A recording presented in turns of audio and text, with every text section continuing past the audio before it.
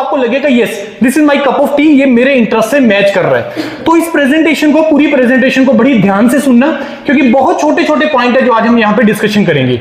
बस एक single request है मेरी, सिर्फ एक छोटी सी एक्सपेक्टेशन रहेगी आपसे कि मोबाइल फोन को जेब में रखना, बस इतना सा है। नो डाउट कि आज हम लोग ऐसे एरा में आ गए हैं या ऐसे जोन में आ गए हैं कि जहां पे हम लोग इसके बिना हमारा सर्वाइवल नहीं है, पता नहीं वो हमारी आदत बन गई है, लेकिन कुछ देर के लिए हम इसको अवॉइड जरूर करें।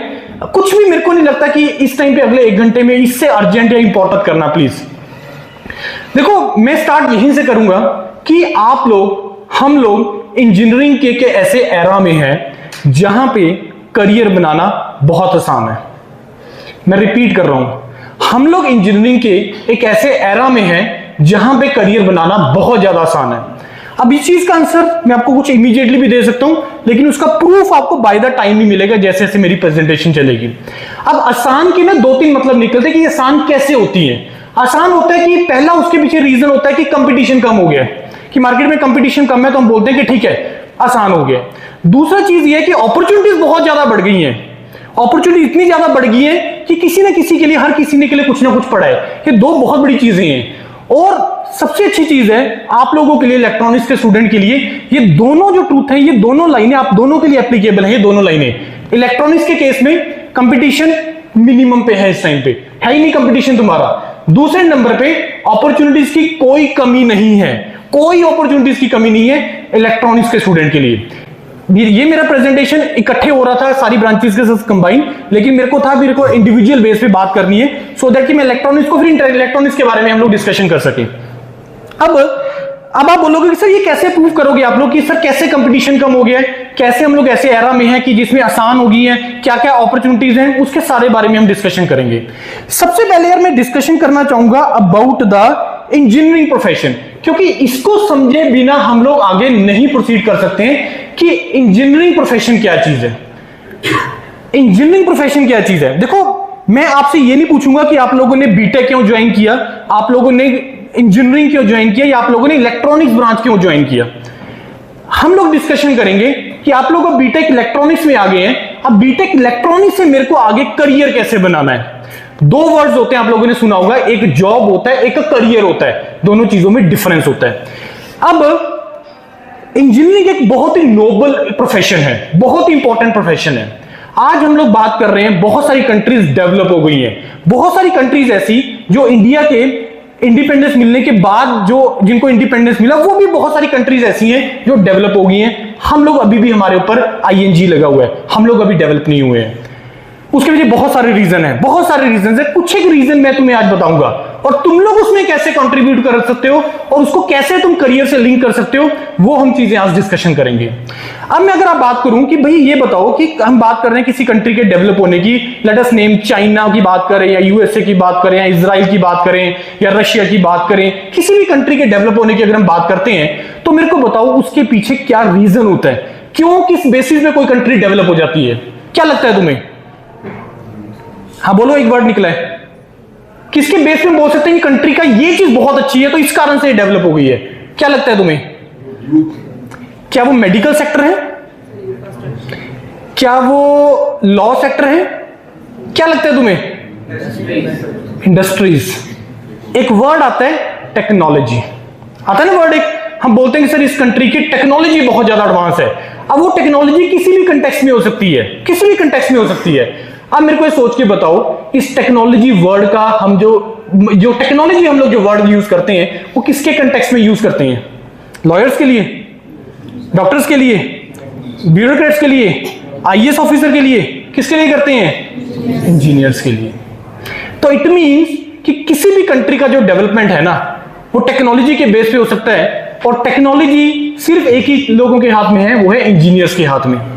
अब इंजीनियरिंग एक ऐसा डोमेन है जिसके बेस पे तुम टेक्नोलॉजी को लेके आ सकते हो, अच्छा टेक्नोलॉजी लेके आ सकते हो अपनी कंट्री में। और अगर सोचो कि अगर इंडिया में टेक्नोलॉजी बहुत ज्यादा एडवांस हो जाए, बहुत ज्यादा टेक्नोलॉजी आ जाए, हमारी डिपेंडेंसी खत्म हो जाए बाकी कंट्रीज के ऊपर, तुम्हें नहीं लगता डेवलप हो जाएगा? ये हो जाएगा कि नहीं हो जाएगा? बिल्कुल हो जाएगा, जैसे बाकी हो गए, हो जाएगा। लेकिन फिर इशू क्या है सर? क्या इंजीनियर्स की कमी है इंडिया में? कमी है इंजीनियर्स की इंडिया में? नहीं, मेरे को लगता है कि शायद पूरे वर्ल्ड में किसी भी कंट्री से जो सबसे ज्यादा इंजीनियर्स निकलते होंगे, शायद इंजीनियरिंग इंडिया से निकलते होंगे। हाँ या ना? बिल्कुल यस है। तो सर कहां पे गड़बड़ हो गई है सारी की सारी? कहां गड़बड़ हो गई है? क्यों नहीं हम लोग डेवलप हो पा रहे हैं अभी भी? क्यों भी हमें छोटी छोटी चीजों को लेकर अदर कंट्रीज के ऊपर हमें डिपेंडेंसी रखनी पड़ रही है? हम बोलते हैं आज हमने तेजस बना लिया तेजस। इंजन कौन बना? कहां से आ रहा है इंजन उसका? यूएस से। ठीक है, हमने इंजन भी बन जाएगा, लेकिन जिस पेस पे ये चीजें चल रही है ना, वो पेस बहुत ही ज्यादा स्लो है यार, बहुत ही ज्यादा स्लो है। जिस पेस पे चाइना कर गया डेवलपमेंट, देखो चाइना के पिछले 15-20 साल में कैसे उसने चेंज लाया है, कैसे चेंज लाया, थोड़ा स्टडी करना उसके बारे में। Technology is the way. लेकिन ट्रबल पता है कहां पे है? ट्रबल यहां पे है। अब मैं आप लोगों से क्वेश्चन पूछ रहा हूं कि आप लोगों ने, कितने लोगों ने हाथ खड़ा करना कि इंजीनियरिंग प्रोफेशन ये सोच के चूज किया, ये सोच के ज्वाइन किया कि मेरे को कंट्री के लिए कुछ करना है? एक भी नहीं है यार। सोच के देखो, अब ये सिचुएशन तुम्हारी नहीं है, पूरे इंडिया की यही सिचुएशन है, पूरे इंडिया की सिचुएशन यही है। Believe me friends, this is online platform Yourpedia, जहां से हम लोग आए हैं, हम लोग चंडीगढ़ बेस्ड हैं और बहुत बड़ा रीच है योरपीडिया का। हमें पूरे इंडिया से कॉल्स है, हम लोग पूरे इंडिया को कवर करते हैं। मतलब हार्डली कोई 10,000 में से 2-4 बच्चों ने मेरे को ये बोला होगा, यस बोला है मेरे को बच्चों ने कि sir we want to serve for the country. लेकिन वो परसेंटेज बहुत ही ज्यादा कम है, बहुत ही ज्यादा कम है कि हम कंट्री के लिए सर्व करना चाहते हैं, हम इसरो ज्वाइन करना चाहते हैं, हम डीआरडीओ ज्वाइन करना चाहते हैं, हम बीएल ज्वाइन करना चाहते हैं, सर मैं पीएचडी करना चाहता हूं, मैं इस डोमेन में रिसर्च करना चाहता हूं। मैं नहीं है तो कैसे होगा? मेरे को बताओ, सोच के बताओ कैसे हो जाएगा? हम लोग क्यों कर रहे हैं? सर जॉब मिल जाएगी। करियर हमने कभी नहीं सोचा है, हमने सिर्फ जॉब सोची है। यहीं पे डिफरेंस है, बस यहीं पे डिफरेंस है। No doubt. अब आप बोलोगे सर उसके पीछे तो बहुत सारे कारण हैं सर, बहुत सारे कारण हैं। मैं सारी चीजें एक्सेप्ट कर रहा हूं, मैं सारी चीजें जो भी तुम्हारे दिमाग में चल रहा है कि ऐसा क्यों नहीं है, सारी चीजें एक्सेप्टेड। लेकिन स्टिल किसी के तो दिमाग में आना चाहिए यार कि यार मैं करना चाहता हूं। अपॉर्चुनिटीज की कोई कमी नहीं है, खुद सोच के बताओ कोई कमी है अपॉर्चुनिटी की इंडिया में? नहीं।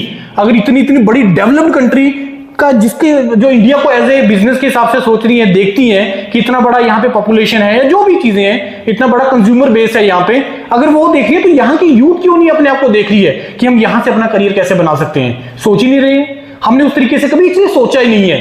क्यों नहीं सोचा है? क्योंकि हमारा जो इकोसिस्टम है, जो हमारा सोशल नेटवर्क है, या जो हमारा आसपास है, वो हमें ये सोचने के लिए मजबूरी नहीं कर रहा है, ना उसने हमें कभी सोचने दिया। ऐसा क्या सोचा हमने कि गवर्नमेंट जॉब ले ले, हिमाचल में ही रह जाएगा, कर ली कोई भी सरकारी नौकरी कभी कर लेगा, इंजीनियरिंग कर लेगा तो थोड़ा सा अच्छा कर लेगा, इंजीनियरिंग कर लेगा तो थोड़ी शादी तेरी अच्छी जगह पे हो जाएगी। ये रीजंस हैं हमारे इंजीनियरिंग करने के, ये रीजंस हैं। सिविल इंजीनियर मेजोरिटी इस कारण से करता है कि मेरे को गवर्नमेंट जॉब जानी है, और government job majority, sorry for this, government job majority लोग इस कारण से ज्वाइन करना चाहते हैं कि मेरे को काम ना करना पड़े।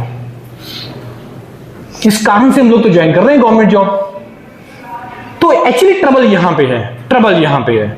लेकिन बस पॉइंट ये है मेरा, जस्ट आपको बताना था कि ये रीजन है। तो इंजीनियरिंग एक इतना इंपॉर्टेंट एंड नोबल प्रोफेशन है जिसके बेस पे तुम लोग चेंज ला सकते हो, तुम लोग ला सकते हो। अब वो किस तरीके से करोगे, वो क्यों करोगे, कब करोगे, किन कंडीशंस में करोगे, वो करियर है। आप में से बहुत लोग क्रिकेट खेलते हैं यहाँ पे, कुछ बैडमिंटन भी खेलते होंगे, कुछ में भी स्विमिंग भी करते होंगे, कोई स्पोर्ट खेलते होंगे ना कोई स्पोर्ट। मेरे को लगता है शायद कईयों को जिम जाने का शौक होता होगा, कुछ ना कुछ ऐसा होगा। मेरे को लग रहा है कि आप लोग लाइफ की अपनी ऐसी स्टेज में है, ऐसी एज में है कि कुछ ना कुछ आप लोग फिजिकल एक्टिविटीज है, कुछ ना कुछ ऐसा करते होंगे अपने आप को फिट रखने के लिए या पैशन के लिए, किसी भी रीजन से। क्या पूरी लाइफ में आपने वही चीज करी है? अगर कोई आज क्रिकेट खेल रहा है तो क्या उसने के लिए यही स्पोर्ट गेम खेली है पूरी लाइफ में? नहीं, उसने बहुत कुछ ट्राई किया होगा, लेकिन मन कहां पे आके अटका? क्रिकेट पे या बैडमिंटन पे। मैं देख रहा था नीचे लड़के खड़े हैं, आज मैच हो जाए, जिनको पैशन है, देखो उसको भी करने के भी 2 तरीके हैं, क्रिकेट खेलने के भी 2 तरीके हैं। कई लोग होते हैं कि जो ना टाइम देखेंगे ना कुछ और देखेंगे, मैच है तो चल भाई खेलते हैं चलो, ना बारिश देखेंगे ना धूप देखेंगे, कुछ नहीं देखेंगे, ना दिन देखेंगे ना रात देखेंगे, खेल लेंगे। ये एग्जाम अकेला एक वो ऐसा एग्जाम नहीं है कि तुमने सिर्फ क्वालिफाई किया और तुम्हारा एडमिशन हो गया और तुम्हारी नौकरी लग गई।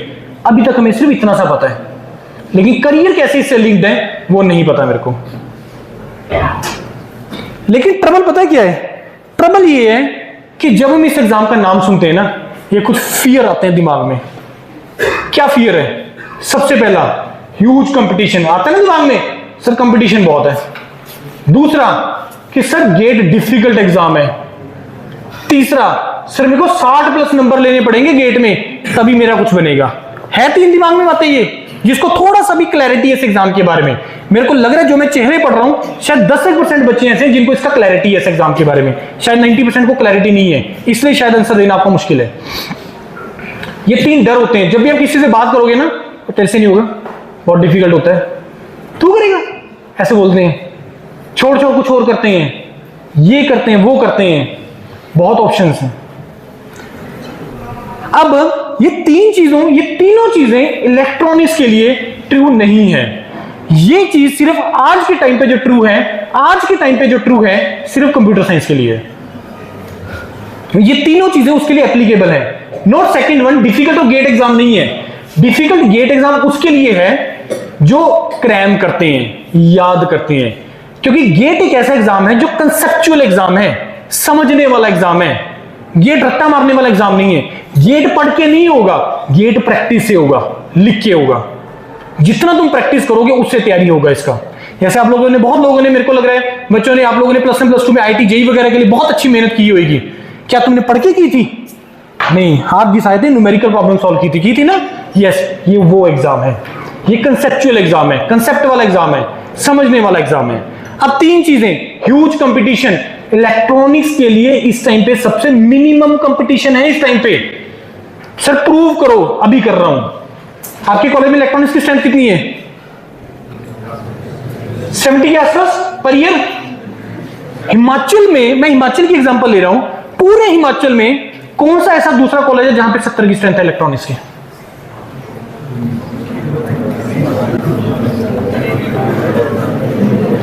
है? शायद मेरे को लग रहा है दूसरा अगर कहीं पे है तो राजीव गांधी में शायद, उसमें तब भी 50-55 बच्चे हैं। अभी सेमिनार किया था हमने पीछे, है ही नहीं।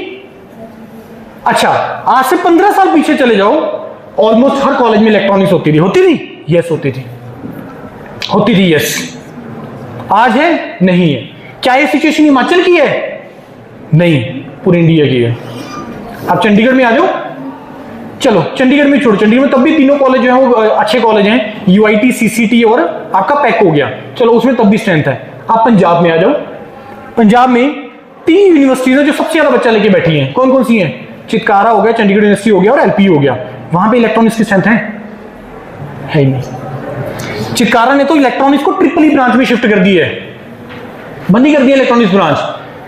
अब एक्चुअली हमें करियर नहीं पता, इसको करियर से कैसे लिंक करना है, क्योंकि वो लोग समझा ही नहीं पाए बच्चों को और करियर दे नहीं पाए। सबसे बड़ी इंपॉर्टेंट चीज क्या है, जो कंप्यूटर साइंस का सिचुएशन आज है ना, कंप्यूटर साइंस इलेक्ट्रॉनिक्स का आज से 10 साल पहले आप लोग उस फेज से निकल चुके हो। पता है तुम्हें जो सिचुएशन आज कंप्यूटर साइंस की? क्या सिचुएशन आज कंप्यूटर साइंस की? हाँ, सैचुरेशन नहीं है यार, सैचुरेशन नहीं है। डोमेन चेंज हो गए हैं, रिक्वायरमेंट चेंज हो गई इंडस्ट्री की। क्या चेंज हो गई है?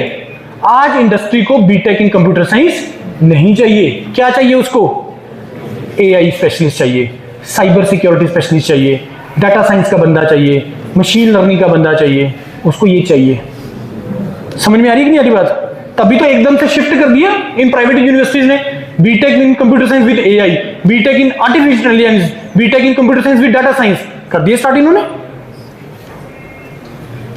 आपको जो भी कहीं पे कोई डाउट आएगा ना मेरी बात पे, लिख लेना उसको और एंड में मेरे को पूछने आपने कुछ क्वेश्चंस, ठीक है जी? पर सुन लेना पूरी, मे भी बीच में कहीं पे आंसर हो जाए, लेकिन लिख लेना अपने। समझ में आ रही कि नहीं आ रही बात? सबसे पहला ह्यूज कंपटीशन मिनिमम पे है। कितने बच्चे कंप्यूटर इलेक्ट्रॉनिक्स में पेपर लिख रहे हैं? 70,000, 70,000, ओनली 70,000 बच्चे पेपर लिख रहे हैं कंप्यूटर साइंस, इसमें इलेक्ट्रॉनिक्स में। डाटा उठा के देखना 2016, 17, 18 तक में 2 लाख के आसपास बच्चा लिख रहा था पेपर को इलेक्ट्रॉनिक्स का, 2 लाख के आसपास। अब वो नंबर 70,000 के आसपास आ गए। ये प्लीज आपस में मत करो डिस्कशन प्लीज। दूसरा, गेट डिफिकल्ट नहीं है फ्रेंड, डिफिकल्ट नहीं है, सिर्फ प्रैक्टिस मांगता है गेट, बस इतना सा फर्क है। देखो, कॉलेज की रिक्वायरमेंट इज डिफरेंट, गेट की रिक्वायरमेंट इज डिफरेंट, कल को आप कोई और एग्जाम देवो, उस एग्जाम की requirement is different but syllabus is going to be remain the same. वही तो सिलेबस है जो तुम लोग बीटेक में पढ़ रहे हो, वही सारा गेट में सिलेबस है। अभी बताता हूं तुम्हें मैं, सिलेबस तो सेम है बट रिक्वायरमेंट इज डिफरेंट। तो डिफिकल्ट नहीं है फ्रेंड्स, गेट सिर्फ प्रैक्टिस मांगता। तीसरा, 60 नंबर लेके आने पड़ेंगे। नहीं फ्रेंड्स, 2 ब्रांचेस मैकेनिकल और इलेक्ट्रॉनिक्स, ये 2 ब्रांचेस मेयर क्वालिफाई करके मेरे पास आ जाना, आईटी भेजने की गारंटी हम लेते हैं। मेयर क्वालिफाई करके मेरे पास आ जाना, यूरोपीडिया के पास आ जाना, आईटी भेजने की गारंटी लेते हैं हम लोग इन 2 ब्रांचेस के लिए, इलेक्ट्रॉनिक्स और mechanical. Because this is the largest platform in India जो पोस्ट गेट गाइडेंस देता है। गेट के एग्जाम अपने क्रेडेंशियल को कैसे यूज करना है, कन्वर्ट करना है, तो हम गाइड करते हैं। 60 नंबर नहीं चाहिए फ्रेंड्स आज के टाइम पे। और उससे भी बड़ी इंपॉर्टेंट चीज पता है क्या है? उससे भी बड़ी इंपॉर्टेंट चीज क्या है? गेट कितने मार्क्स का होता है? कितने मार्क्स का होता है? 100 मार्क्स का। कितने क्वेश्चन आते हैं? 65। कितने घंटे का एग्जाम होता है? 3 घंटे का, 180 मिनट्स। 65 question, 180 minutes. कितना टाइम दे रहा है एक क्वेश्चन के पीछे? रफली 3 मिनट का टाइम दे रहे हैं। पहला चीज, इंडिया में गेट के अलावा इंजीनियरिंग स्टूडेंट्स के लिए ऐसा कोई एग्जाम नहीं है जिसमें एक क्वेश्चन के पीछे 3 मिनट का टाइम दिया जाता है। कोई एग्जाम नहीं है अदर देन गेट। बाकी सभी का जो क्राइटेरिया है, एक क्वेश्चन के पीछे 1 मिनट या लेस देन 1 मिनट। क्यों है 3 मिनट का टाइम? तो बताना चाहेगा? Reason is, out of 65 questions, more than 55 questions are going to be numericals. तो सॉल्व करना है, टाइम लगेगा। और इसमें कैलकुलेटर अलाउड होता है और बाकी किसी एग्जाम में कैलकुलेटर अलाउड नहीं होता।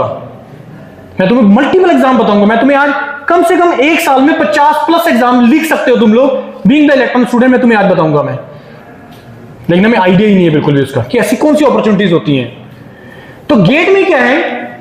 65 क्वेश्चन, 100 मार्क्स, 3 घंटे का पेपर है। अब इस 100 मार्क्स को डिवाइड करो। बड़ी जबरदस्त चीज तुम्हें मैं अभी बताने वाला हूं। 100 मार्क्स को डिवाइड करो, 70 मार्क्स का आएगा इसमें टेक्निकल पार्ट, जो तुम लोग second year, third year, final year में पढ़ते हो। सब्जेक्ट्स टिप्स पे हैं, control system, network, signal, communication, digital, EDC, analog, EMFT, communication, engineering mathematics. यही सब्जेक्ट है? यस, यही सब्जेक्ट है। 15 नंबर का पार्ट आता है तुम्हारा जनरल एप्टीट्यूड, जो तुम लोग 10th तक पढ़ के आए हो। 5 क्वेश्चन आएंगे इंग्लिश के, सॉरी 5 नंबर का आएगा इंग्लिश का, 5 नंबर का आएगा क्वांटिटेटिव एप्टीट्यूड, 5 नंबर का आएगा रीजनिंग, 15 नंबर का आएगा engineering mathematics. M1, M2, M3 पढ़ते हो ना आप लोग, 15 नंबर का ये। इसमें एक भी नंबर का ऐसा पार्ट नहीं है, मेरे मुंह से कुछ भी ऐसा निकला जो तुम लोग नहीं पढ़ोगे टिल फाइनल ईयर, है ऐसा कुछ नहीं। अब बड़ी जबरदस्त चीज बता रहा हूं मैं तुम्हें इलेक्ट्रॉनिक्स के लिए। इलेक्ट्रॉनिक्स में आज तक कितनी बार हुआ है कि इलेक्ट्रॉनिक्स में जो हाईएस्ट मार्क्स हैं वो 85+ क्रॉस किए हैं? मैं बिल्कुल मान रहा हूं आपको बिल्कुल नहीं पता इस चीज के बारे में। यहीं पे तो गड़बड़ है, हम लोग प्लानिंग नहीं सही है हमारी। मैकेनिकल में 98.6 मार्क्स तक आए हुए हैं। 98.66, 0.33 एक गलत हुआ, उसका नेगेटिव हुआ, 1.33 उसके माइनस हो गए, तो 98.66 मार्क्स आए हुए मैकेनिकल में। और बाकी ब्रांचेस में भी 95+ क्रॉस किए हैं, इलेक्ट्रॉनिक्स में नहीं किए आज तक।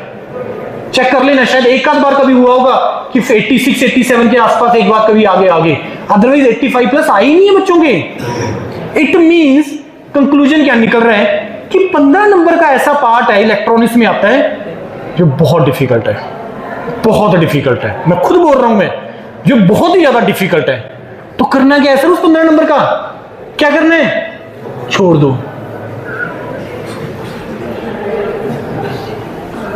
आपको क्या लगता है कि आपकी प्रिपरेशन अच्छी होगी या जिसका गेट होगा ऑल इंडिया रैंक 1 आया होगा उसकी अच्छी होगी? सोच के देखो कि जो टॉप 50 रैंकर्स होंगे उन्होंने क्या उसके लिए तैयारी नहीं की होगी?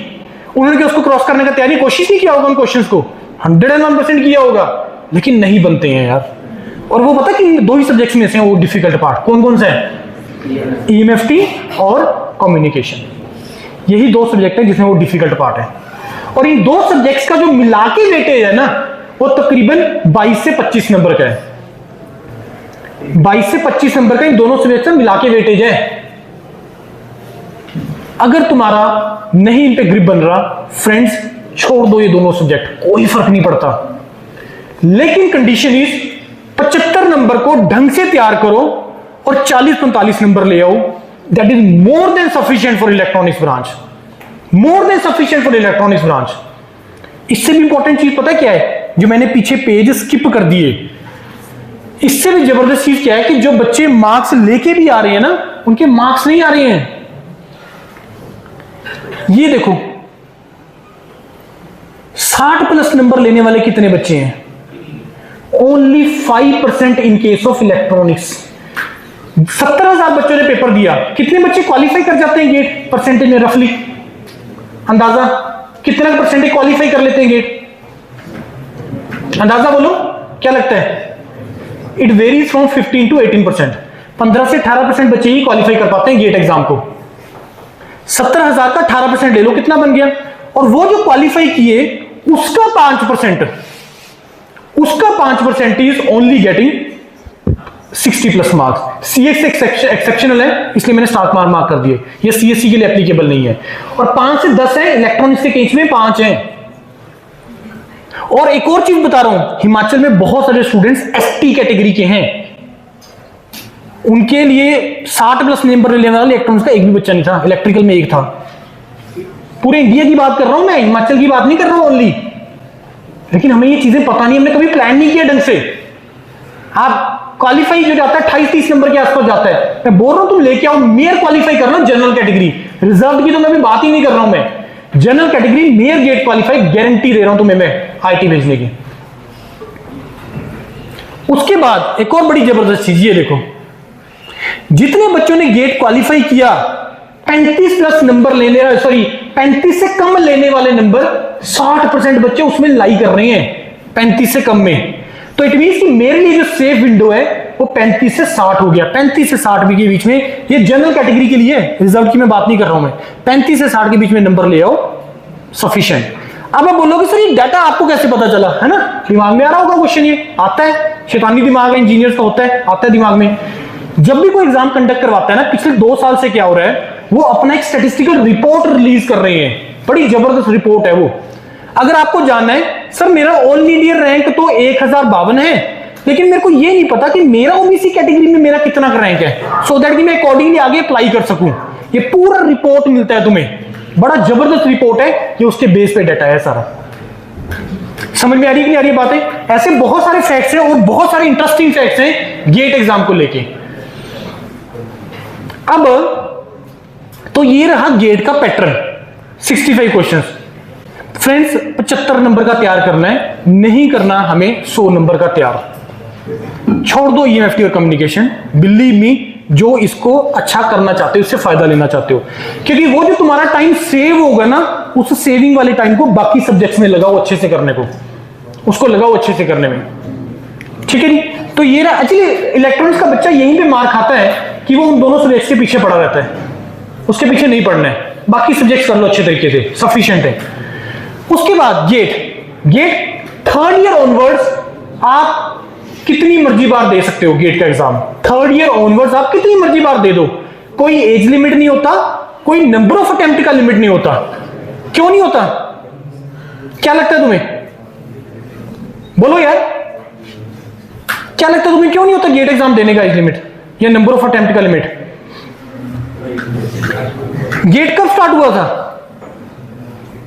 कब हुआ था पहली बार गेट एग्जाम कंडक्ट? 1982-83 के आसपास स्टार्ट हुआ था। 2007-8 तक ये सिर्फ हायर स्टडीज के लिए होता था। उसके बाद से पीएसयू इसमें रिक्रूटमेंट करना स्टार्ट कर दिए, गवर्नमेंट जॉब्स इसमें आना स्टार्ट कर दिए। एक्चुअल में GATE is for higher studies. Higher studies करने का कोई एज लिमिट होता है? तो इसका कैसे हो जाएगा? समझ में आ गई बात है? कोई एज लिमिट नहीं है गेट का, ठीक है। उसके बाद गेट 70-30 मैंने तुम्हें बता दिया। गेट अगर एक बार क्वालिफाई कर देते हो तो मल्टीपल अपॉर्चुनिटीज तुम्हारे पास होता है। गेट में फिजिकल कैलकुलेटर अलाउड नहीं होता, गेट में वर्चुअल कैलकुलेटर अलाउड होता है। उसका गेट का जो स्कोर है वो 3 साल के लिए वैलिड होता है और आप लोग एक टाइम में 2 गेट पेपर लिख सकते हो। अब वो 2 गेट पेपर कौन कौन से लिखने हैं वो भी बहुत ज्यादा मैटर करता है। ये क्वेश्चन तुम्हें दे रहा हूं, मेरे से एंड में पूछ लेना अगर मैं इसका आंसर ना कर पाया, कि 2 गेट पेपर सर कौन से लिखने चाहिए, लिखने भी चाहिए या नहीं लिखने चाहिए। अगर लिखने चाहिए तो अगर एक लिखना है तो कौन सा लिखना है, ये मेरे से पूछ लेना, तो मैं क्वेश्चन दे रहा हूं पूछने को।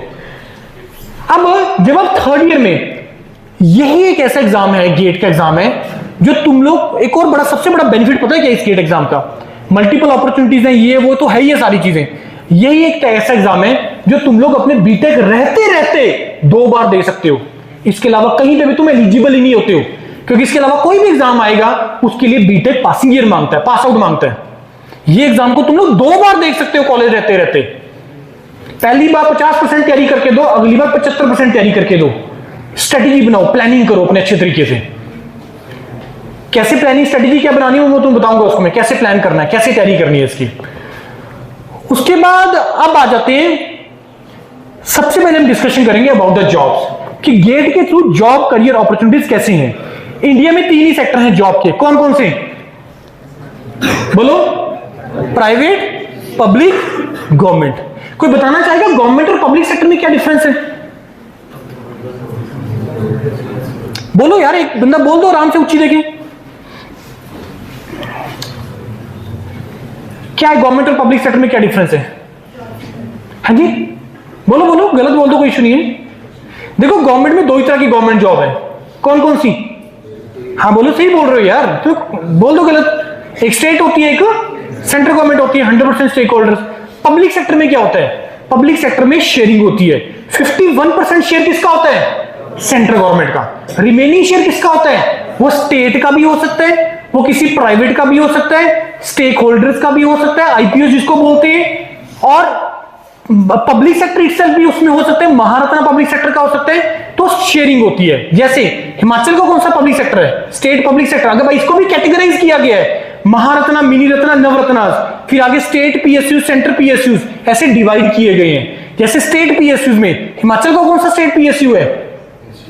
SJVNL, Satluj Jal Vidyut Nigam limited, Delhi metro rail corporation. आपके जो 14 बैंक है वो पब्लिक सेक्टर बैंक हैं। State bank of India, Punjab national bank, J&K bank, central bank, bank of Baroda, ये पब्लिक सेक्टर बैंक हैं। गवर्नमेंट में जो सैलरीज हैं और जो पब्लिक सेक्टर में सैलरीज हैं, गवर्नमेंट में एक क्लास 1 गस्टेड ऑफिसर की जो सैलरी है, वो मतलब जिसको असिस्टेंट इंजीनियर बोल देते हैं, उसकी सैलरी होती है 65-70 हजार के आसपास। पब्लिक सेक्टर में सैलरीज वहां से स्टार्ट होती हैं, वहां से पैकेजेस स्टार्ट होते हैं, और ये 18 से 20 लाख तक मैक्सिमम जाता है महारत्ना पब्लिक सेक्टर्स। कितने पीएसयूज हैं इंडिया में रफली? कितने पीएसयूज हैं इंडिया में रफली? 250 plus public sector in India, जिसमें से 100 प्लस पब्लिक सेक्टर ऐसे हैं जो इंजीनियर का रिक्रूटमेंट करते हैं। सारे पीएसयूज नहीं होते हैं जो इंजीनियर के लिए होते हैं, क्योंकि बहुत सारे पब्लिक सेक्टर हैं।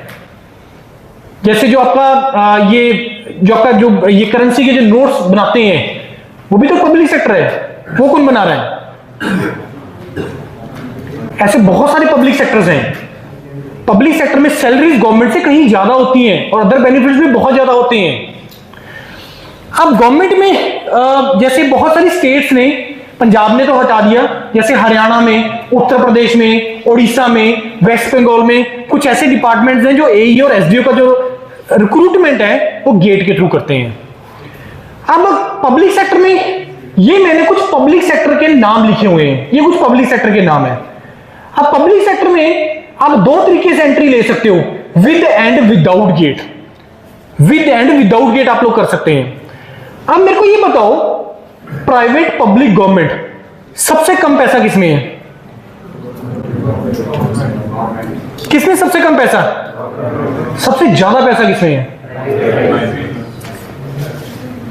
प्राइवेट में। आप गवर्नमेंट की जॉब के लिए जा रहे हो, इंटरव्यू है, बार्गेनिंग कर सकते हो सैलरी की? कर सकते हो बार्गेनिंग सैलरी की? पब्लिक सेक्टर में जा रहे हो, इंटरव्यू के लिए जा रहे हो, बार्गेनिंग कर सकते हो सैलरी की? कर सकते हो? हाय ना तो बोलो यार। प्राइवेट में कर सकते हो? यस सर कर सकते। किस बेसिस पे करोगे? सर महंगाई बढ़ गई, सर मैं मैरिड हूं, सर मैं इतने बड़े शहर में कैसे सरवाइव करूंगा, इसके बेस पे नहीं प्राइवेट पैसा देता है।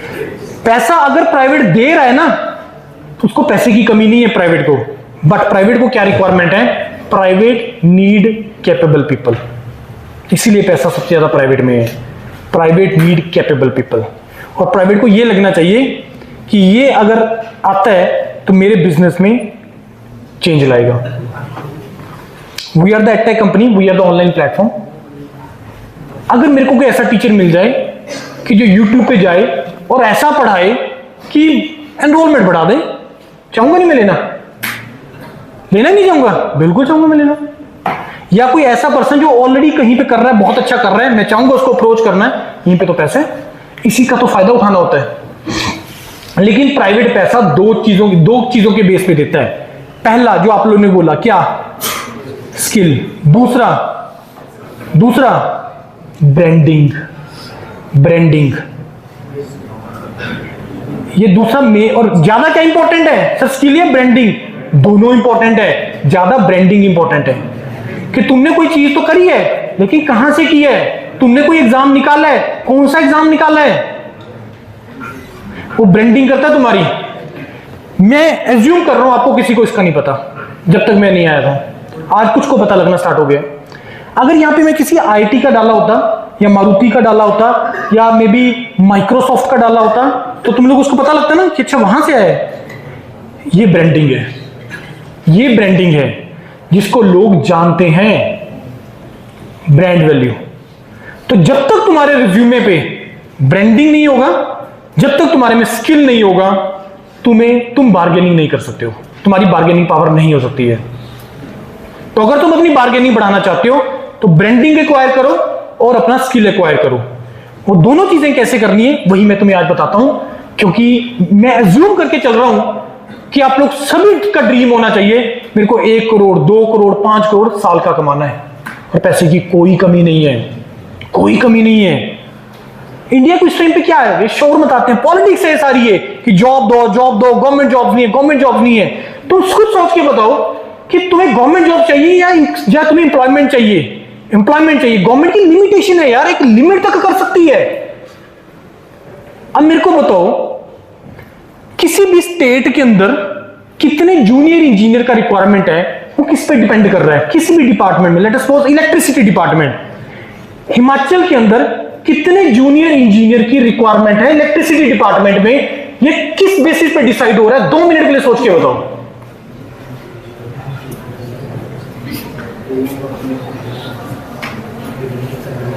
बताओ।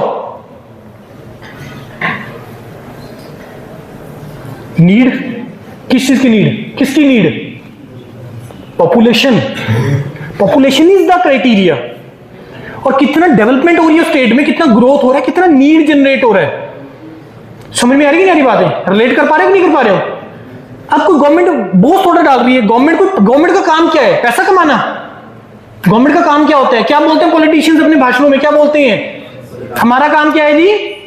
जनता की सेवा करना। अब जब बात सर्विस की आ गई है तो पैसा आपसे एक्सपेक्ट करेगी गवर्नमेंट। तो बात अलग है कि और बहुत सारे तरीके होते हैं निकलवाने के, लेकिन अदर डायरेक्टली नहीं होता है कभी भी। समझ में आ रही कि नहीं आ रही बात? गवर्नमेंट स्कूल्स में एक टीचर की सैलरी, अगर सभी बच्चों के पैसे की सैलरी उसको फीस इकट्ठा कर दो तब भी एक टीचर की सैलरी नहीं पूरी होती है। समझ में आ रही कि नहीं आ रही बातें? तो गवर्नमेंट की लिमिटेशन है, वो एक लिमिट तक जनरेट कर सकती है। लेकिन इस टाइम पे इंडिया को ज्यादा जरूरत है एम्प्लॉयर्स की जरूरत है। बिजनेस खड़े हों। चाइना कैसे हो गया यार? चाइना ने गवर्नमेंट जॉब्स निकाली है। क्या लगता है चाइना ने गवर्नमेंट जॉब्स निकाली है? नहीं। यही तरीका है डेवलपमेंट का, इसी से कर सकते हो। अपॉर्चुनिटीज की कोई कमी नहीं है। अब पब्लिक सेक्टर में देखो, एंटर करने के 2 तरीके हैं, विद एंड विदाउट गेट। ये मैंने कुछ पब्लिक सेक्टर्स लिखे जो विदाउट गेट रिक्रूटमेंट कर रहे हैं, अपना टेस्ट लेते हैं। ये कुछ एक मैंने लिखे जो अभी भी गेट के थ्रू रिक्रूटमेंट कर रहे हैं। पिछले 2-4 साल के अंदर बहुत सारे पब्लिक सेक्टर ऐसे हैं जिन्होंने गेट से क्विट कर दिया है, अपना टेस्ट लेना स्टार्ट कर दिया है। इसी साल 3-4 तो इसी साल निकले हैं, और सारे के सारे महारत्ना पब्लिक सेक्टर हैं। कितने महारत्ना पब्लिक सेक्टर हैं इंडिया में? 14 कोई नाम बताना चाहेगा महारत्ना पब्लिक सेक्टर्स में से किसी का नाम? ONGC, yes, very good. और IOCL, यस। और HPCL, HCL, HPCL, oil India, ONGC, BHEL, IOCL, coal India, SAIL, power grid, NTPC, GAIL. ये कुछ मैंने पब्लिक सेक्टर लिखे हैं जो महारत्ना पब्लिक सेक्टर है। 14 महारत्ना पब्लिक सेक्टर है। कौन सा भी रिसेंटली बना महारत्ना पब्लिक सेक्टर? सबसे पहले नंबर पे जो मैंने लिखा है क्या है ये? HAL। फुल फॉर्म क्या है इसकी? Hindustan aeronautical limited. क्या करती है ये? डिफेंस इक्विपमेंट बना रही है। सबसे इंपॉर्टेंट कौन सा उसमें से? तेजस। यही बना रही है तेजस। HAL बना रही है और ये बहुत ज्यादा ग्रो कर रहा है। HAL बहुत ज्यादा ग्रो कर रहा है। BEL, भारत इलेक्ट्रॉनिक्स लिमिटेड, बहुत ही ज्यादा ग्रो कर रहा है ये।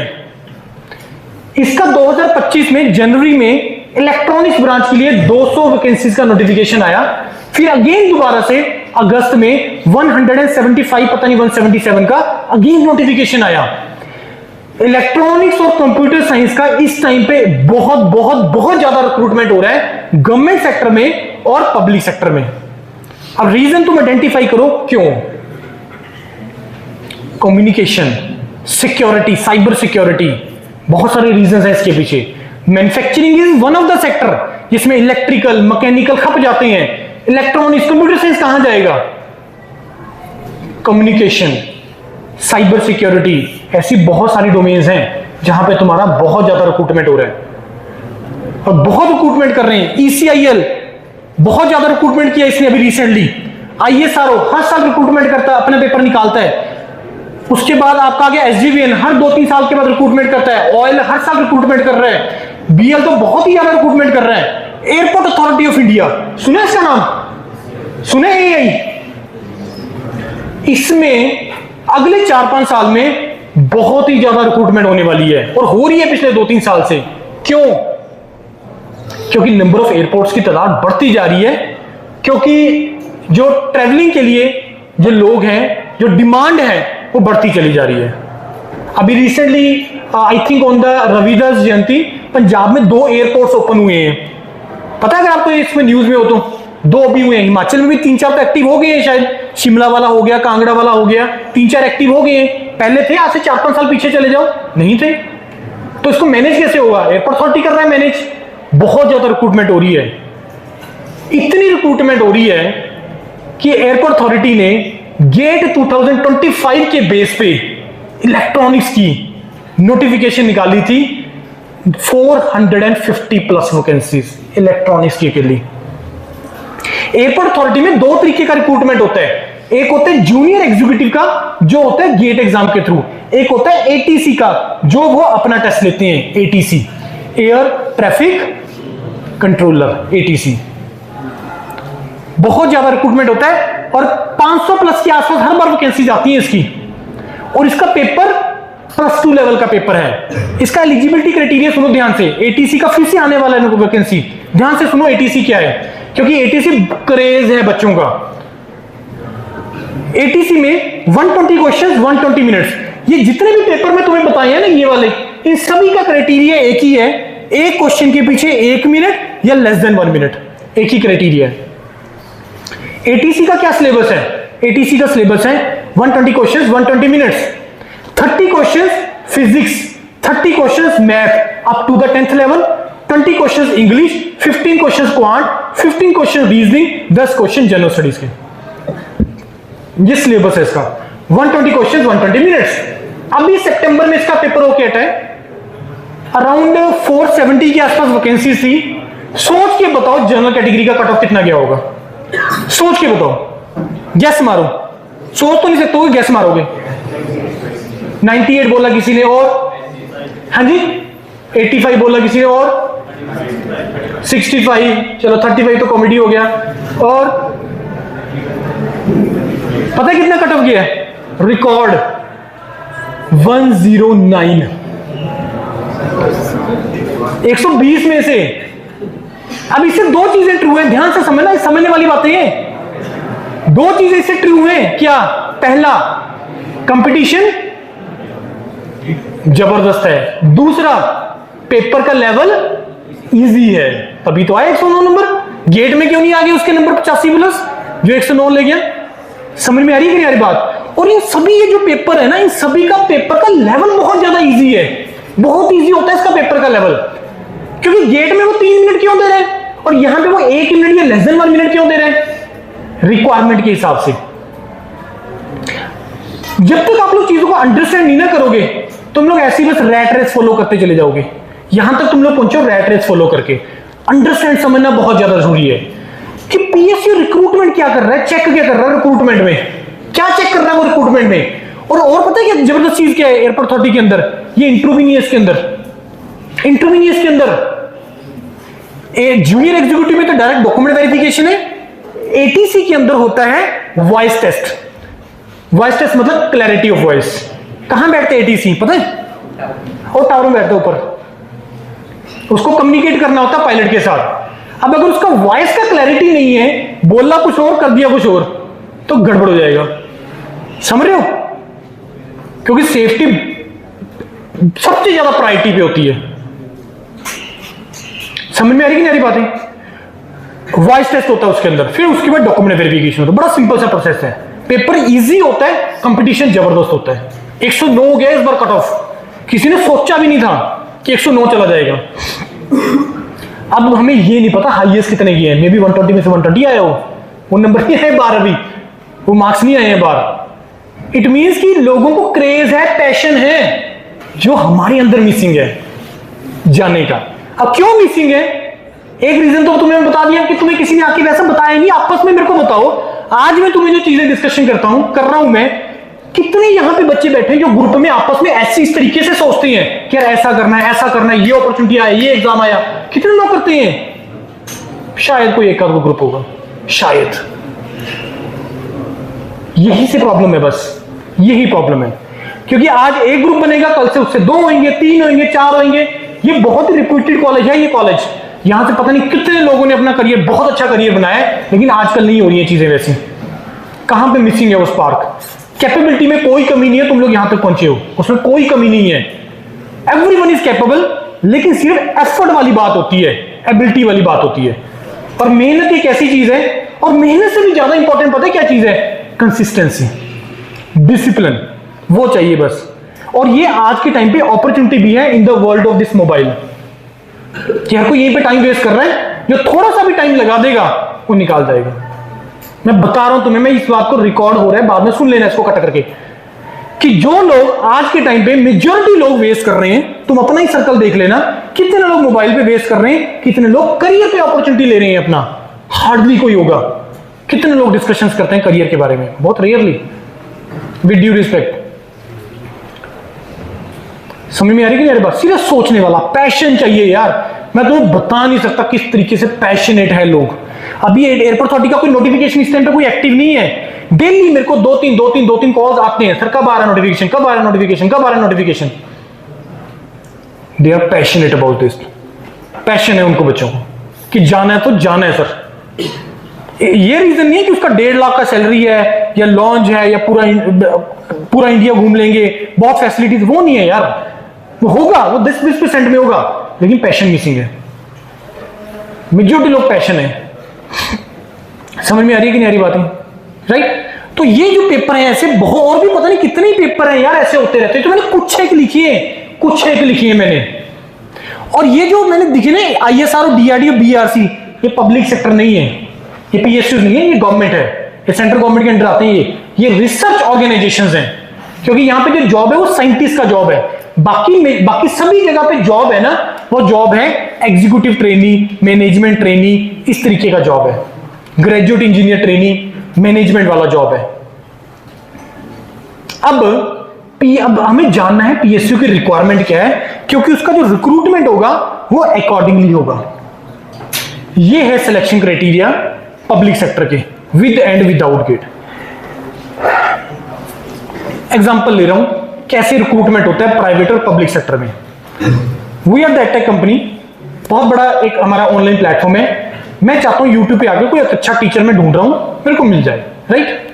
अब मेरे को बताओ मैं क्या रिक्रूटमेंट का प्रोसेस क्या फॉलो करूंगा। मैं एक अच्छे टीचर में क्या रिक्वायरमेंट है? सबसे पहला चीज क्या? नॉलेज तो भाई चाहिए ही चाहिए, उसका तो कोई ऑल्टरनेट है ही नहीं है। समझ में आ गई बात? कैसे चेक होती है knowledge? Only through the written examination. Written exam knowledge सिर्फ आप रिटन एग्जाम से टेस्ट कर सकते हो, इंटरव्यू से टेस्ट नहीं कर सकते हो। समझ में आ रही कि नहीं आ रही बातें? नॉलेज आप सिर्फ रिटन से टेस्ट चेक कर सकते हो, और कोई तरीका नहीं है। दूसरा चीज होती है second stage, that is the suitability for that job. Are you right candidate for this job और नॉट? मे बी आपको नहीं पता आपकी एबिलिटी के बारे में, मे बी आपको नहीं पता आपके स्किल के बारे में, मे बी आपको नहीं पता आपके इंटरेस्ट के बारे में। गेट का ऑल इंडिया रैंक 1 क्या एक अच्छा टीचर हो सकता है? जरूरी नहीं है, हो भी सकता है, नहीं भी हो सकता है। गेट का all India rank 1, HPCL, IOCL, SAIL, power grid, ये जो जॉब है ये प्योरली सेल्स एंड मार्केटिंग का जॉब है, प्योरली मार्केटिंग का जॉब है इनका। अब उसने रिटर्न कंडक्ट करवाया, रिटर्न में आगे भाई हाईएस्ट मार्क्स, क्या गारंटी है कि अच्छा सेल्समैन हो सकता है? नहीं। कैसे चेक होगा? उसकी अब बाकी स्किल चेक करने पड़ेंगे, वो ये है group discussion, group task, case study और इंटरव्यू। लेकिन इसमें टीचर वाला एक भी पैरामीटर नहीं है। इसमें टीचिंग के लिए क्या जीडी की रिक्वायरमेंट है? क्या जीटी की रिक्वायरमेंट, केस स्टडी की रिक्वायरमेंट? यस, इंटरव्यू एक अलग पार्ट है, लेकिन मेन चीज क्या करना है टीचर के लिए? Teaching skill test. Teaching skill test कैसे हो सकता है? टीचिंग स्किल टेस्ट सोच के बताओ। हाँ जी बोलो बोलो। Demo class. सर जाइए वहां पे बोर्ड पे 15 मिनट के लिए टॉपिक पढ़ाइए, ठीक है जी। अब जब वो टॉपिक पढ़ाएगा, अब वो जो सामने वाला पर्सन बैठा होगा, like we are the team जो बैठी होगी, वो क्या चेक करेगी? किस पैशन से पढ़ा रहे हैं, बोर्ड मैनेजमेंट, जेस्चर, पोस्चर, हाथ वगैरह यूज कर रहा है कि नहीं कर रहा, आई कांटेक्ट कितना मेंटेन कर रहा है, कॉन्फिडेंस लेवल क्या है, स्टेज कितना यूज कर रहा है, राइटिंग कैसी है उसकी, ये सारी टीचिंग स्किल के पार्ट है। बात आ रही कि नहीं आ रही? समझ में आ रही कि नहीं आ रही? समझ। तो इस तरीके से उसका चेक होता है। अब डीआरडीओ, बीआरसी, दिस आईएसआरओ, ये साइंटिस्ट का जॉब है। साइंटिस्ट की जॉब के लिए मेरे को बताओ जीडी, जीटी, केस स्टडी की रिक्वायरमेंट है? नहीं है, सिर्फ इंटरव्यू करेगा। अब इंटरव्यू में क्या चेक करेगा? साइंटिस्ट की जॉब के लिए। इंटरव्यू में क्या चेक करेगा? एक मार्केटिंग की जॉब के लिए। इंटरव्यू में क्या चेक करेगा? एक डिजाइन ट्रेनिंग की जॉब के लिए। इंटरव्यू में क्या चेक करेगा? वो किसी और टाइप की जॉब की रिक्वायरमेंट के लिए। बात आ रही कि नहीं आ रही समझ में? तो अकॉर्डिंगली उससे क्वेश्चन पूछे जाएंगे इंटरव्यू में। बात आ रही कि नहीं आ रही समझ में? तो अब ये इनमें से कौन सी चीज होएगी नहीं होएगी, वो डिपेंड करता है उस जॉब की रिक्वायरमेंट क्या है। अब GD, GT, case study, interview, it's all about practice. It's all about practice, और कुछ नहीं चाहिए इसके लिए, सिर्फ प्रैक्टिस चाहिए। Proudly saying this Yourpedia is India's biggest platform, online platform, जो group discussion, group task, case study, interview का तैयारी करवाता है। जितने भी पीएसयू का कोई भी पूरे इंडिया में कोई आता है, शॉर्टलिस्टिंग, इंटरव्यू, जीडी, जीटी वगैरह, लाइक एसजेवीएन वगैरह आया, सब यहीं पे करते हैं। आप चेक कर लोगे बाद में मेरे जाने के बाद कि योरपीडिया है क्या चीज है, तो आपको पता लग जाएगा कि दिस इज द प्लेटफॉर्म जो करवाता है चीजें। ये बात आ गई समझ में, राइट? तो ये चीजें हैं। अब विद गेट है तो रिटर्न टेस्ट नहीं होगा, उसने वहां पे नॉलेज चेक कर लिया, यहां पे उसने अलग से। विदाउट गेट है तो अपना होगा। और यहां पे सबसे इंपॉर्टेंट चीज मैंने ब्रैकेट में क्या लिखा है? एग्जाम पैटर्न, जो मैंने तुम्हें बताया। क्या है इनका एग्जाम पैटर्न? एक क्वेश्चन के पीछे 1 मिनट या लेस देन 1 मिनट, और कैलकुलेटर लाउड नहीं होता इसमें। और पेपर क्वेश्चन बड़े सिंपल होते हैं, बड़े वन लाइनर, क्योंकि डिफिकल्ट तो डाल नहीं ना पाएगा वो, रिक्वायरमेंट ही नहीं उसकी। भाई साइंटिस्ट के लिए थोड़ा ना। अच्छा, गेट में क्यों सर ऐसे क्वेश्चन डाले जा रहे हैं? किसी ने पूछा नहीं क्वेश्चन, सर गेट में इतना क्यों डाल रहे हैं, यहां पे इतना क्यों डाल रहे हैं, ऐसे क्वेश्चन क्यों डाल रहे हैं? कोई सोच के बता सकता है? ठीक है, हाई स्टडीज। फिर गेट इज हाई स्टडीज, यहां पे वर्ड बोला था इन्होंने किसी ने, क्या? रिसर्च। रिसर्च के लिए चाहिए कंसेप्ट की क्लैरिटी। तो एक्चुअल में गेट हाई स्टडीज के लिए, गेट पीएसयू के रिक्रूटमेंट के कारण थोड़ा ना अपना एक लेवल चेंज कर देगा, नहीं करेगा, क्योंकि उसका पर्पस तो हाई स्टडीज है, रिसर्च है। स्क्रीन करना है ऐसे लोगों को जो कंसेप्चुअली नहीं अच्छे हैं, उनको स्क्रीन करना है, उनको निकालना है, अलग करना है। समझ में आ गई बातें? तो इस कारण से गेट में वैसे पूछता है वो क्वेश्चन। वो उसके बाद जो सबसे इंपॉर्टेंट और जबरदस्त चीज है, that is the higher studies. Higher studies India में 3 डोमेन है बीटेक के बाद हायर स्टडीज के। पहला है एमटेक का 2 साल का प्रोग्राम है, दूसरा एमएस का 3 साल का प्रोग्राम, तीसरा डायरेक्ट पीएचडी जो 5 साल का प्रोग्राम है। एमटेक एमएस में जो असिस्टेंटशिप तुम्हें मिलता है वो 12,400 रुपए पर मंथ का, यहां पे मिल रहा है तुम्हें 38,000 से लेके 80,000 रुपए पर मंथ का असिस्टेंटशिप।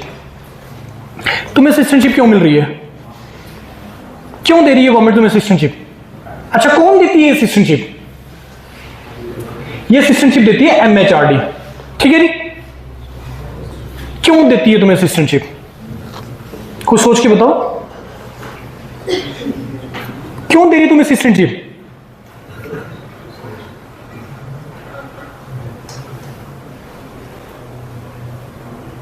बताओ यार, तुम्हें असिस्टेंटशिप दे रही है क्योंकि वो तुमसे काम लेंगे, वो तुमसे काम ले रहे हैं। कैसा काम लेते हैं सर? वो दो तरीके का काम लेते हैं। कौन सा? एक होती है टीचिंग असिस्टेंटशिप, एक होती है रिसर्च असिस्टेंटशिप। टीचिंग असिस्टेंटशिप मतलब कि आपसे वो बीटेक का बच्चों का कुछ लैब लगवा लेंगे, ट्यूटोरियल लगवा लेंगे, कुछ ना कुछ कर लेंगे। रिसर्च असिस्टेंटशिप जहां पे तुम प्रोजेक्ट पे काम कर रहे हो। Now here is the beauty of this GATE exam and this higher studies.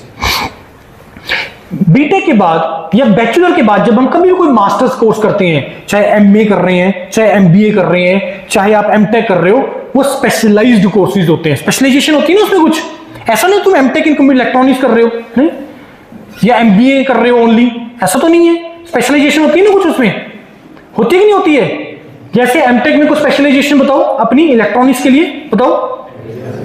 Embedded system और वीएलएसआई और एंटीना हो गया और कम्युनिकेशन हो गया और सिग्नल प्रोसेसिंग हो गया और पावर इलेक्ट्रॉनिक्स हो गया और कंट्रोल्स हो गए, सिस्टम्स हो गया और कोई बचा? कोई और बचा? कोई और बचा? कितने बोले आप लोगों ने? 6-7 बोले ना। तुम्हारे पास कम से कम 35 प्लस ऑप्शंस हैं। अब हमें ये नहीं पता इंटरेस्ट कैसे बनेगा हायर स्टडीज की तरफ जाने का। हियर इज द पॉइंट, हमें यही पता है। अब बोलोगे सर इसमें से मेरा किसी भी डोमेन में इंटरेस्ट नहीं है, मेरा इंटरेस्ट है ही नहीं, पढ़ाई में है ही नहीं मेरा इंटरेस्ट इंजीनियरिंग में। इसके अलावा क्या इंटरेस्टिंग कुछ डोमेन्स हैं सर जिसमें फ्यूचर भी बहुत अच्छा हो? मैं बताऊंगा तुम्हें आज। और यहीं पे तुम लोग अपने करियर की तरफ जा सकते हो। यही एक पॉइंट है जहां पे तुम करियर का पहला स्टेप ले सकते हो, अपने इंटरेस्ट की अकॉर्डिंगली जाने का, इंटरेस्ट के हिसाब से चूज करने का। अब वो स्पेशलाइज्ड डोमेन्स है क्या? ध्यान से सुनना, ये बड़ा इंपॉर्टेंट पॉइंट है डिस्कशन का। देखो, आप कोई भी ब्रांच से हो तो जब आप हायर स्टडीज में जाते हैं तो इसको दो पार्ट में डिवाइड किया जाता है। एक होता है तुम्हारा कोर डोमेन, दूसरा होता है तुम्हारा इंटरडिसिप्लिनरी डोमेन्स। कोर डोमेन मतलब जिसमें आप ओनली इलेक्ट्रॉनिक्स के बच्चे जा सकते हो। इंटरडिसिप्लिनरी डोमेन जिसमें मल्टीपल ब्रांच के बच्चे एलिजिबल होते हैं। ठीक है, समझ में आ गई बात है? कोर डोमेन तुमने बहुत सारे नाम ले लिए। Now what about the interdisciplinary domains? कौन सी डोमेन है सर ऐसी? ध्यान से सुनना, data science, AI, mechatronics, e vehicles, e waste management, entrepreneurship, geoinformatics, environment, material science, space technology, aerospace, rural technology, sustainable development, drone technology, tunnel engineering,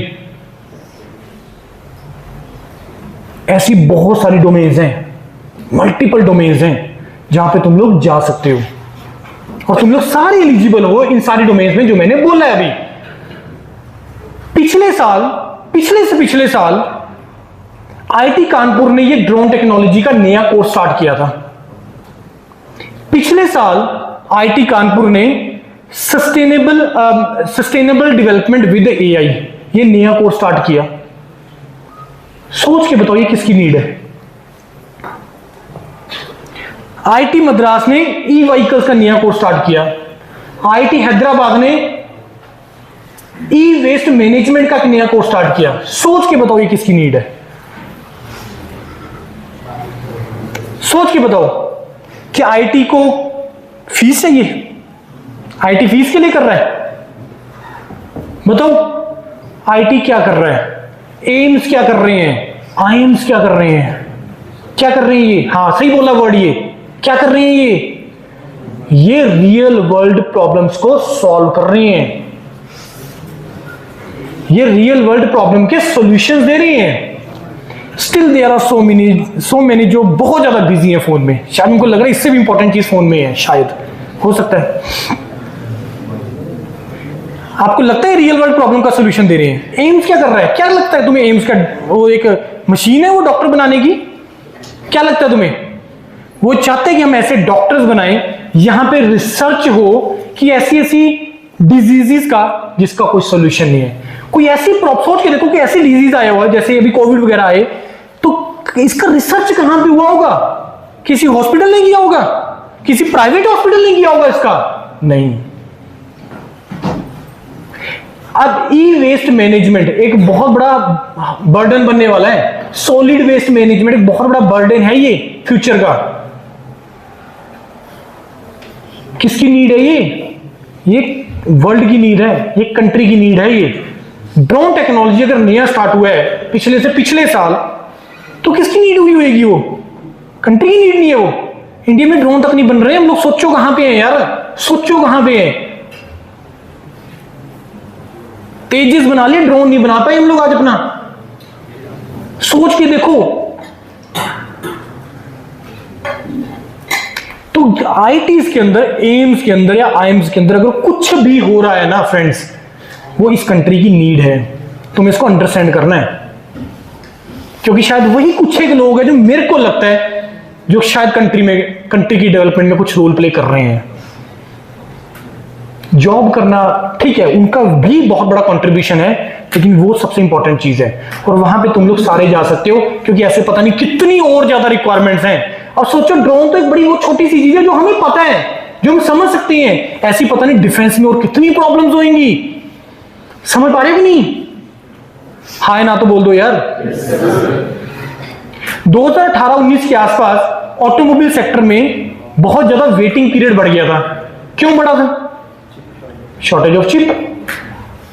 फिर उसके बाद इंडिया ने बहुत सारी स्टेटमेंट्स दी क्योंकि अपॉर्चुनिटी थी। अच्छा, क्या ये प्रॉब्लम सिर्फ इंडिया लेवल पे थी? नहीं, ये वर्ल्ड लेवल की प्रॉब्लम थी।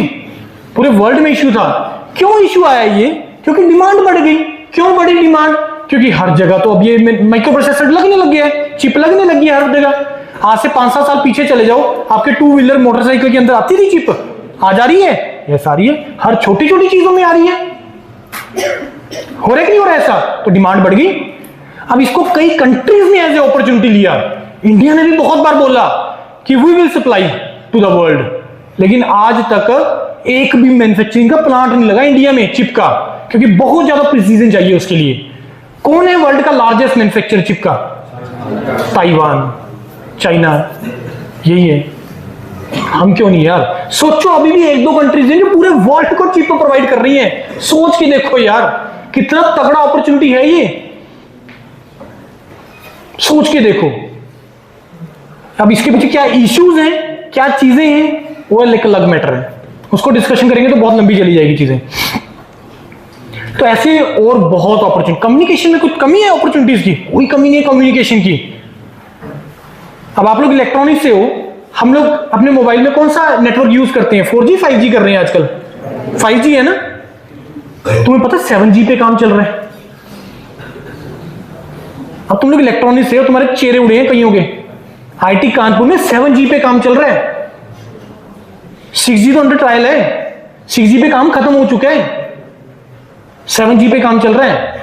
अब आप बोलोगे सर आपको इस चीज के बारे में कैसे पता? Proudly saying this is the only platform in India जो ये स्टूडेंट्स को अवेयरनेस दे रहा है, जो बच्चों के साथ इंटरेक्शंस करते हैं। हम आईटीज हमें इनवाइट करती हैं, बुलाती हैं हमें आईटीज कि आके हमें यहाँ पे बच्चों का वो करो, प्रोफेसर्स का इंटरेक्शंस करो और डालो इसको, दिखाओ कि ये चीजें हो रही हैं। इनफैक्ट उसकी भी रिक्वायरमेंट, उनकी भी रिक्वायरमेंट नहीं है। ये हमने एक स्टेप लिया, इनिशिएटिव लिया है कि ये हमें उसको पहुंचाना है। रिसर्च क्या जबरदस्त चीज है, सो दैट कि कोई तो एक्चुअली मोटिवेट हो, कोई तो जाए उस चीजों में। कि जब तक आपको यही नहीं पता, अब पॉइंट ये है कि 7G क्या चीज है सर, 6G क्या चीज है। अब सुना दिमाग में आया, मे बी वैसे होगा तो नहीं ऐसा, मे बी कई लोग जाके चेक करेंगे कि अच्छा हुआ क्या 6G में, कितना हो गया, क्या हुआ, कौन कर रहा है, कौन साइंटिस्ट है, कौन ऐसा वो है पर्सन जो कर रहा है। ऐसा तो मैं मान रहा हूं कोई नहीं करेगा, लेकिन स्टिल चलो एक आध भी कर ले, कोई चेक कर ले जाके, इंटरेस्ट बन जाएगा उससे। यही तो चीजें है ना। अब मैंने आज तुम 8-10 कुछ नए वर्ड बोले, किसी में इंटरेस्ट बनेगा, किसको सुन के अच्छा लगेगा। अब अगर उसके बाद आपने अगर यहीं पे प्रोसेस को यहीं पे रोक दिया ना, फिर गड़बड़ है। अब आपको उसको और डिगिन करना है और घुसना है उसके अंदर चीजों में। और जहां पे यूरोपीडिया भी हेल्प चाहिए, we are doing, pan India हम लोग वो कर रहे हैं, हेल्प कर रहे हैं बहुत सारे बच्चों का इस चीजों में। तो रिसर्च एक बहुत बहुत बहुत इंपॉर्टेंट चीज है। और रिसर्च इंडस्ट्रीज में नहीं होती है, रिसर्च एकेडमिक्स में होती है। किसी भी डोमेन का जो एक्सपर्ट बैठा है वो एकेडमिक्स में बैठा है, आईआईटीज में बैठा है, इंडस्ट्रीज में नहीं है। इंडस्ट्री में तो मैन्युफैक्चरिंग हो रही है, सॉल्यूशन दे रहे हैं उसके। बात आ रही कि नहीं आ रही समझ में? ये तो ये जो हायर स्टडीज डोमेन है, ये बहुत ही वंडरफुल डोमेन है। यहां से तुम डिसाइड कर सकते हो कि आपको किस डोमेन में जाना चाहिए और कैसे आपको अपने करियर को आगे लेके जाना चाहिए। ये बहुत ही अच्छी चीज है, लेकिन आपको बहुत ज्यादा एक्सप्लोर करना पड़ेगा, बहुत एक्सप्लोर करना पड़ेगा, देखना पड़ेगा और क्या क्या अपॉर्चुनिटीज है, किसी भी डायरेक्शन में हम लोग जा सकते हैं। Now there are management domains also. You can enter into the IIMs through the GATE exam. पता था किसी को इसके बारे में कि आप लोग IIMs में भी जा सकते हो through the GATE exam, and that program is known as the FPM program, means Fellowship Program in Management. मैं बहुत सारे क्वेश्चन अधूरे छोड़ के जा रहा हूं, लिखते रहना, मेरे को पूछना आपने बाद में। सर ये बोला, ये लिखा हुआ था, बताया नहीं आपने, ये क्या चीज है, क्वेश्चन पूछने आप लोगों ने। FPM, fellowship programme in management. देखो मैंने जैसे तुम्हें बोला मास्टर्स में स्पेशलाइजेशन होती है, MBA की स्पेशलाइजेशन बताओ क्या क्या होती है?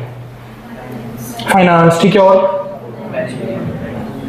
फाइनेंस, फॉरेन ट्रेड्स हो गया, ठीक है, और बताओ? ह्यूमन रिसोर्स, HR हो गया, ठीक है, और मार्केटिंग हो गया, और डिजिटल मार्केटिंग हो गया, और हियर इज द ट्रबल, पता है तुमने में से किसी ने भी एक भी टेक्नो मैनेजरियल प्रोफाइल के बारे में नहीं बोला। अब बोलो ये क्या चीज है सर, टेक्नो मैनेजरियल प्रोफाइल? हर आईटी में, हर एनआईटी में there are management courses. IIC Bangalore, हर आईटी में, हर एनआईटी में management courses are there, and they offer you techno managerial profile. क्योंकि गेट इंजीनियर लिख रहे हैं, नो डाउट अब ह्यूमैनिटीज वाले भी लिखने लग गए हैं, लेकिन वो इन कोर्सेज में नहीं जा सकते हैं। स्पेशलाइजेशन क्या है वहां पे? Industrial management, sustainable management, project management, supply chain management. अब ये 4 डोमेन्स मैंने तुम्हें बताई, सोच के बताओ कि इसमें MBBS वाला जा सकता है? सोच के बताओ कि इसमें BA वाला जा सकता है, BCom वाला जा सकता है? नहीं जा सकता है, इसमें सिर्फ इंजीनियर जा सकता है। तुम इसको फील करना स्टार्ट करो, तुम्हें गूज बम्स आने चाहिए कि यार मैं बहुत इंपॉर्टेंट और नोबल प्रोफेशन में हूं, जिसमें इतने सारे रास्ते हैं, इतने सारे मल्टीपल रास्ते हैं। अगर फील भी नहीं कर पा रहे हो, फिर मैं कुछ नहीं कर पाऊंगा। तो बहुत बहुत ज्यादा रास्ते हैं यार, और सारे के सारे रास्ते एक ही एग्जाम दे रहे हैं। कौन सा एग्जाम? कौन सा एग्जाम? Gate exam. एनर्जी नहीं आई अभी तक भी। इसके अलावा फॉरेन यूनिवर्सिटीज, इसका अलग है, फॉरेन से रिलेटेड क्या चीजें हैं। अब क्वेश्चन आता है कि जैसे तुम्हें मैंने बताया कि 2 गेट के एग्जाम तुम लोग लिख सकते हो। Should I write 2 GATE exams? Benefits of writing GATE in the 3rd year? Why higher studies? Higher studies क्यों? मैं हर कॉलेज में जा रहा हूं, चाहे कुछ प्राइवेट कॉलेज है, कोई छोटा कॉलेज है, चाहे बड़ा कॉलेज है, मैं हर किसी को बोल रहा हूं यार गेट एग्जाम पढ़ो, 2 गेट एग्जाम। इसी तरीके से मेरा हर किसी को सजेशन ही रहता है, everyone go for the higher studies. Job करने के लिए पूरी लाइफ पड़ी है यार, नौकरी करने के लिए पूरी लाइफ पड़ी है, पैसा कमाने के लिए पूरी लाइफ पड़ी है, कोई जल्दी नहीं होनी चाहिए तुम्हें। मेरे को लगता है कि 2-4-5% से ज्यादा वो नीड होती है कि यस कि हमें सर कंट्रीब्यूट करना है घर पे, नहीं होता। और बिलीव मी फ्रेंड्स, बीटेक के बाद तुम्हें घर से पैसे की नहीं रिक्वायरमेंट है, नहीं रिक्वायरमेंट है, बिल्कुल भी रिक्वायरमेंट नहीं है। टिल प्रिपरेशन कि तुमने गेट वगैरह का तैयारी किया है, बाकी सारी चीजें की, नहीं रिक्वायरमेंट है। अब मेरी कुछ बातें आपको ऐसी लगेंगी कि यार ये तो हवा में बात है, ये तो फिलॉसफी है, इसका कोई मतलब नहीं है। आएगा दिमाग में किसी न किसी लाइन को लेके आएगा। लेकिन मैं एक चीज बताना चाहता हूं, मैं अगर मैं आज तुम्हें चीजें इतने कॉन्फिडेंस से बोल रहा हूं, उसके पीछे कुछ रीजंस हैं। तो अब ये तुम्हारे ऊपर डिपेंड करता है कि तुमने इस चीज को कैसे लेना है। मैंने एक बहुत छोटे हुए एक बड़ी अच्छी चीज सुनी थी, मे भी आप लोगों में से बहुत ज्यादा चीजों को आप लोगों ने सुना होगा कि एक स्टेटमेंट है, किसी सियाने बंदे ने बोला है, कहते हैं कि कुछ जान के चलो, कुछ मान के चलो। हर चीज को जानने की कोशिश मत करना, कुछ चीजों को मान लेना कि ऐसा ही है, उसमें तुम्हारा ही फायदा होगा, उसमें तुम्हारा ही फायदा होगा। सोच के बताओ, अगर मैं आज तुम्हें ये चीजें बता रहा हूं, मैं ये चीजें एक साल में कम से कम 150 बार बोल देता हूं, मैं सेम चीजें बोल रहा हूं, मैं हर अलग अलग कॉलेज में जाके। तुम्हारी कॉलेज में मैं सिविल वालों के लिए आऊंगा, थोड़ा सा अलग रहेगा उनका अपॉर्चुनिटीज का, लेकिन तरीके यही है मेरा इसमें कितना का फायदा है और ज्यादा फायदा किसका है, सोच के देख लेना बस। तो इसलिए जो मैं चीजें बोल रहा हूं, जो चीज समझ पा रहे हो उसको समझ लेना, जो चीज नहीं समझ पा रहे हो उसको मान लेना कि यस ये ऐसा ही है, ये ऐसा ही है, ठीक है। हायर स्टडीज क्यों? 2 रीजन। प्राइवेट में पैसा कमाना चाहते हो, यही एक तरीका है प्राइवेट में पैसा कमाने का। मैंने बोला था प्राइवेट किस कंडीशंस में पैसा देता है, 2 कंडीशंस थी, कौन कौन सी? पहली स्किल, दूसरा ब्रांडिंग। अब ब्रांडिंग करने के भी 2 तरीके हैं। एक तो ब्रांडिंग तुम कर सकते हो हायर स्टडीज के बेस पे, कि तुमने कोई चीज पढ़ी है, मास्टर्स किया है, एमबीए किया है, कहां से किया है, मैटर नहीं करता, करता नहीं है, यस करता है। कल को तुम इसी कॉलेज में 5-6 साल के बाद किसी आईटी का जर्सी पहन के आना, तुम देखना उसका फील करना, फिर उसको मे भी शायद आते भी होंगे कोई, उसका एक अलग फैक्टर है। कल को तुम में से 5-7 साल के बाद यहां पे आके खड़े होके माइक्रोसॉफ्ट की या फिर डेलॉयट वगैरह की किसी की टी शर्ट डाल के खड़े होना, तुम्हें उसका फील आएगा। समझ में आ रही मेरी बात है? ब्रांडिंग करने का easiest method is higher studies. क्योंकि मैंने 2 चीजें बताई थी कि पैसा कमाने के 2 तरीके हैं, पैशन करने के 2 तरीके हैं, या तो तुम अपने इंटरेस्ट को परस्यू करो, या तुम्हें पता कि अगर इससे करके से मेरे को ये फायदा होगा तो उसको अपना पैशन बना लो। तो अगर किसी का इंटरेस्ट है नहीं है, करो इसको फॉलो, बाकी तुम्हारी मर्जी है। रास्ते बहुत सारे हैं, मैं तुम्हें मल्टीपल रास्ते बता रहा हूं। मैं हायर स्टडीज करने के 2 रीजन है। पहला, नॉलेज और स्किल एक्वायर करना, स्पेशलाइजेशन बेसिकली, जो आज के टाइम पे इंडस्ट्रीज का नीड है। BTech in computer science with masters in AI, रखेगा नहीं कोई कंपनी इसको? रखेगा कि नहीं रखेगा? हाय ना तो बोलो यार। BTech in electronics and masters with VLSI, रखेगा तुम्हें कोई? यस रखेगा। एनआईटी कुरुक्षेत्र की एग्जांपल लेता हूं। एनआईटी कुरुक्षेत्र में एक लड़की विदाउट गेट, क्योंकि कुछ आईटीज एनआईटीज होते हैं जो विदाउट गेट भी करते हैं रिक्रूटमेंट, लेकिन उनका रिटर्न होता है और इंटरव्यू होता है। विदाउट गेट एक लड़की का प्लेसमेंट हुआ है, 25 लाख का पैकेज। एनआईटी कुरुक्षेत्र, जो मेरे मुंह से कभी नहीं निकला होगा, या निकलता ही नहीं हमारे मुंह से, एनआईटी कुरुक्षेत्र, हमीरपुर, जालंधर, क्योंकि ये रीजन नहीं है, रीजन ही नहीं है ना पढ़ाई वाले, है ही नहीं कल्चर यहां पे पढ़ाई वाला, ना ही पढ़ाने वाले को मोटिवेशन, ना ही पढ़ने वाले को मोटिवेशन।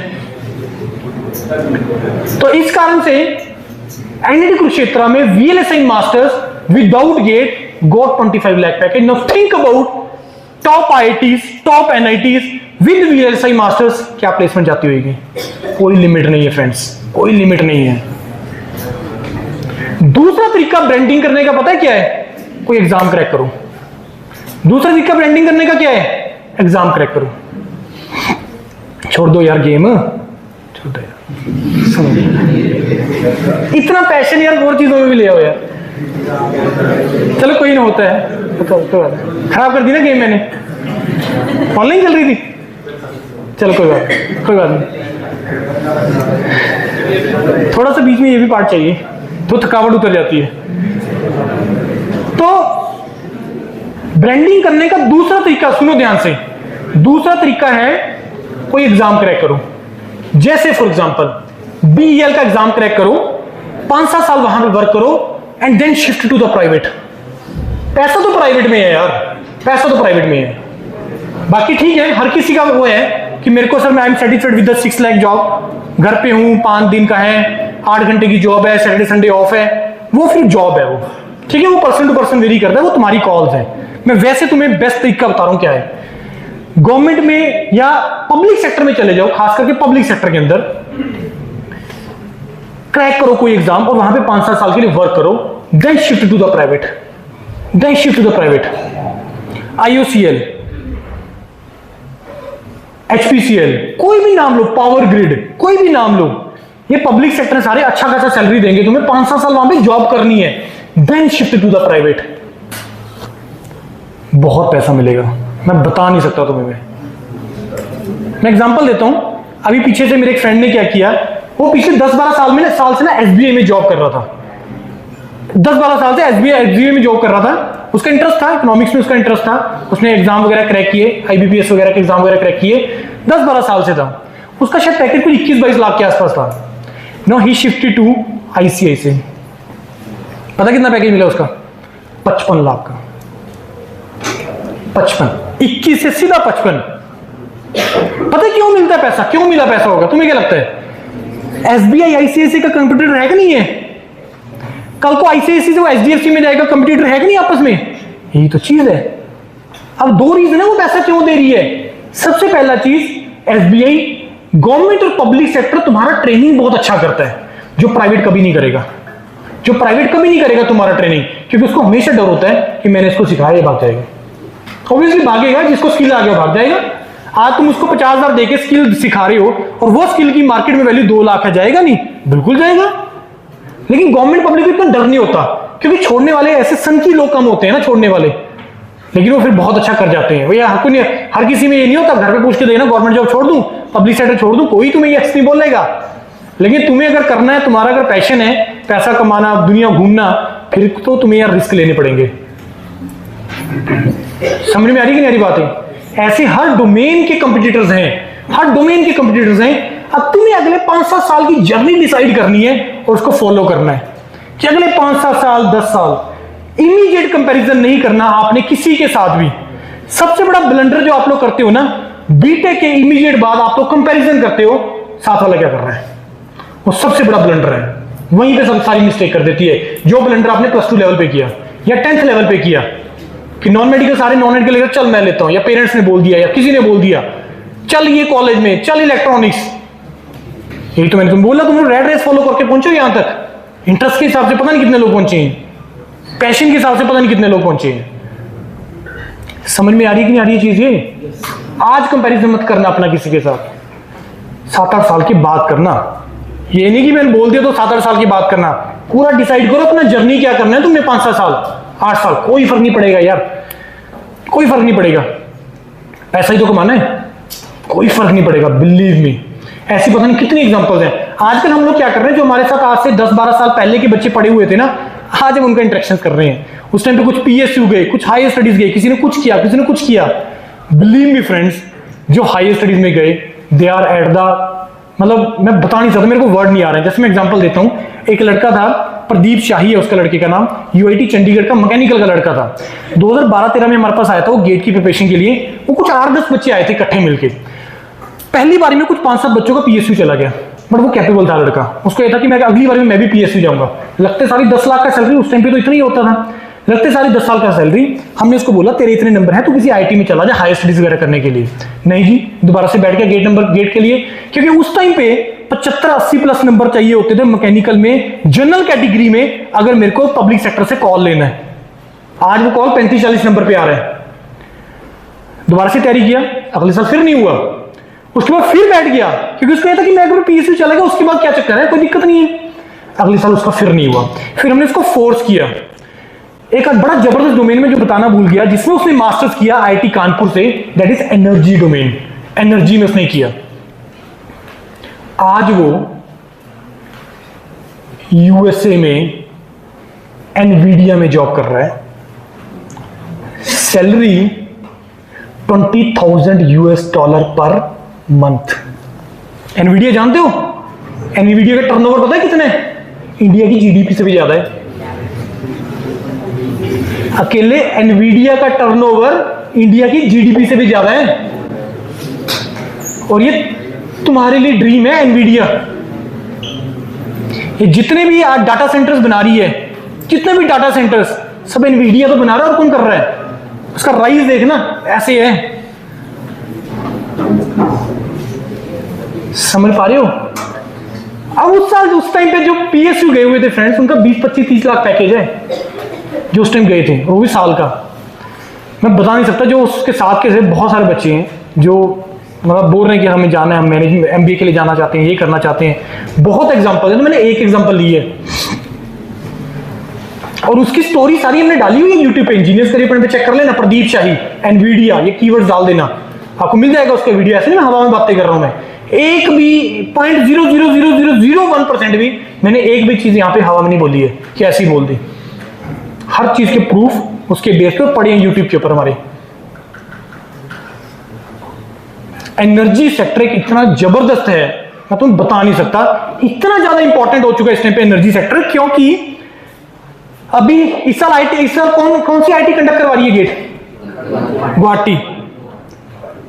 एक नया गेट का पेपर स्टार्ट हुआ इस बार एनर्जी के साथ, एक्सी के अंदर, एनर्जी साइंस के अंदर। शायद मेरे को नहीं पता कि आप लोगों में से किसी को पता होगा। जबरदस्त डोमेन है यार एनर्जी, और ये फ्यूचर है। ये सोच लो, जो आज नए कोर्सेज स्टार्ट हो रहे हैं ना, वो फ्यूचर है, वो फ्यूचर है। स्टार्ट आज हो रहे हैं, ऑलरेडी बहुत लेट स्टार्ट हो रहे हैं, वो फ्यूचर है। एनर्जी का कोर्स तो आईटी में बहुत देर से चल रहा है, लेकिन गेट का पेपर ही एनर्जी के साथ। समझ पा रहे हो? ऐसी पता नहीं कितनी डोमेन है, कितने ऑप्शंस हैं ऐसे। तो हायर स्टडीज मेरी तरफ से हर कोई जाए, गेट का एग्जाम हर की दो, लेकिन मेरे कहे से मत देना। आपको अंदर से होना चाहिए कि यस मेरे को करना है। और सबसे इंपॉर्टेंट चीज पता है क्या है? कंसिस्टेंसी है। मेहनत नहीं है, कंसिस्टेंसी है। मोटिवेशन नहीं है, कंसिस्टेंसी है। डेली तुम्हारे अंदर मोटिवेशन नहीं आ सकती है। डेली मोटिवेशन आती है कॉलेज आने की? नहीं, अगर वो तो कभी कभी होती है जब मोटिवेशन आते करने की, लेकिन कंसिस्टेंसी है कि जाना है, उसी कंसिस्टेंसी से बाकी काम भी करने हैं। समझ में आ रही कि मेरी बात है? राइट। थर्ड ईयर में निकलने के फायदे में तो बोल ही चुका हूं यार कि कॉलेज रहते रहते तुम लोग दो बार गेट का पेपर लिख सकते हो, और कॉलेज एग्जिट मारने से पहले अपनी सिलेक्शन ले सकते हो। कोई और एग्जाम नहीं है जो इतना जबरदस्त काम कर दे। स्ट्रेटेजी बड़ी सिंपल रखो। थर्ड ईयर में जो पेपर देना है उसमें 50% तैयारी करके देना है। अगली बार जो पेपर देना है वो 75 नंबर का तैयार करके देना है। बस सिंपल रखो, हाथ घिसाओ बस, और कुछ नहीं करना। तैयारी करनी है, मेहनत करनी, कंसिस्टेंसी। डिसाइड करो मेरे को डेली 2 घंटे करना है तो मेरे को करना है। प्रिपरेशन स्ट्रेटेजी जितना सिंपल रखोगे ना उतना ज्यादा बेस्ट है। जितना सिंपल रखोगे उतना ज्यादा बेस्ट है। हाँ सर, पढ़ाई की बात कर रहे हो ना? अब नहीं होती ना, पढ़ाई की बात नहीं होती। वैसे बड़ी अच्छी लगती है ना स्टोरी सुनना। होता है यार, हर किसी से होता है। जैसे मैं बोल रहा हूं, बोलना बहुत आसान है। यहां पे आने में हमें 3-3.5 घंटे लगे, अभी जाने में फिर 3-3.5 घंटे लगेंगे। और ड्राइव करना, वो बॉडी को जो मतलब थकावट होनी है, जो भी होना है, एक्सर्शन होनी है, जो भी, वो एक अलग चीज है यार। फिर जाके फिर काम देखना। इन द मीन टाइम जितने मेरे को अभी तक कॉल्स आ रही हैं वो भी मेरे को कॉल्स लेनी है। जैसे फॉर एग्जांपल 14 कॉल्स मेरे को अभी तक आ चुकी हैं, ये भी मेरे को अटेंड करनी है। ये पेन होती है यार। मैं वही पॉइंट वही है, मोटिवेशन से नहीं है यार, ये चीजें मोटिवेशन से नहीं होगी, कंसिस्टेंसी से होगी। ये है फर्क बस। प्रिपरेशन स्ट्रेटेजी जितना सिंपल रखोगे उतना फायदा है। करना क्या है? सबसे पहले मेरे को बताओ, गेट में 65 में से 55 प्लस न्यूमेरिकल आते हैं क्वेश्चंस, मेरे को कैसे पता चला? किसे? प्रीवियस ईयर से। जो इसके अलावा जो अलग एग्जाम हो रहे हैं उसमें पेपर में 50-60% क्वेश्चन थ्योरेटिकल आते हैं, मेरे को कैसे पता चला? प्रीवियस ईयर पेपर से। सबसे पहला काम हमें यही करना है कि जब भी कोई एग्जाम को तैयारी स्टार्ट करना है, सबसे पहला हमें क्या करना है? उसके प्रीवियस ईयर पेपर का एनालिसिस। कंट्रोल सिस्टम स्टार्ट करने लगा उसे पढ़ने के लिए। कंट्रोल सिस्टम के पहले प्रीवियस ईयर क्वेश्चंस देखो, किन किन टॉपिक्स है, कहां से हैं, कैसे कैसे हैं, फिर उसके अकॉर्डिंगली ही अपना पढ़ो, उसके अकॉर्डिंगली ही नोट्स बनाओ, उसके अकॉर्डिंगली ही शॉर्ट नोट्स बनाओ। बस प्लीज या प्लीज, मैं मौका देता रहूंगा तुम बोलने का बीच में। समझ में आ रही है? प्रीवियस ईयर पेपर का एनालिसिस सबसे इंपॉर्टेंट है। पता लगे तुम कुछ ऐसे टॉपिक्स पढ़ रहे हो या उसे डेप्थ तक पढ़ रहे हो जो पूछता ही नहीं है यार, वो क्यों कर रहे हो? और जब तुम प्रीवियस ईयर पेपर को एनालिसिस करोगे ना, तो तुम्हें ना एक ट्रेंड पता लगेगा, यार ये ट्रेंड फॉलो कर रहा है ये। अगर उसमें कंट्रोल सिस्टम की अगर रूट लोकस से कुछ ऐसा पूछ रहे हैं तो ये ट्रेंड फॉलो कर रहा है। हर बार पूछ रहा है रूट लोकस से। मेरे को नहीं पता है, गलत हो सकता हूं, मैं मैकेनिकल से हूं, लेकिन मैंने सुना टीचरों को बोलते हुए। तो अगर तुम्हें रूट लोकस से अगर कोई क्वेश्चन पूछ रहे हैं तो ये पैटर्न फॉलो कर रहा है सर हर बार। ये कहां से पता चलेगा? प्रीवियस ईयर पेपर से। प्रीवियस ईयर पेपर से पता लगेगा। अदरवाइज नहीं पता लगेगा। तो प्रीवियस ईयर पेपर का एनालिसिस सबसे ज्यादा इंपॉर्टेंट है। फिर उसके अकॉर्डिंगली तुम्हें नोट्स बनाने और सब देखो तरीका बड़ा सिंपल, सब्जेक्ट ढंग से पढ़ना है। सबसे पहली चीज सब्जेक्ट ढंग से पढ़ना है, मतलब बुक में से पढ़ना है और नोट्स अकॉर्डिंगली बनाने। उसके बाद दूसरे नंबर पे आपने करना है प्रीवियस ईयर पेपर के सॉल्यूशन। प्रीवियस ईयर पेपर को सॉल्व करना है आपने हाथ से लिख लिख के। ये नहीं क्वेश्चन पढ़ लिया, अच्छा पहले ये निकाल लेंगे, फिर वो निकल जाएगा, फिर ऐसा हो जाएगा, हाँ हो जाएगा, चल पीछे आंसर देखा, हाँ ऐसे ही होगा, चलो जी दूसरा क्वेश्चन। ऐसे नहीं यार, ऐसे नहीं, क्योंकि जब तुम कोई क्वेश्चन को सॉल्व करते हो ना न्यूमेरिकल को, तुम लोग 1000 तरह की मिस्टेक्स करते हो उसमें। यूनिट कन्वर्ट करना भूल गए, कंसेप्ट गलत लगा दिया, वैल्यू गलत डाल दी, कैलकुलेशन मिस्टेक कर दिया, तुम बहुत तरह की मिस्टेक करते हो जब तुम सॉल्व करते हो, हाथ से सॉल्व करोगे। करना हम करने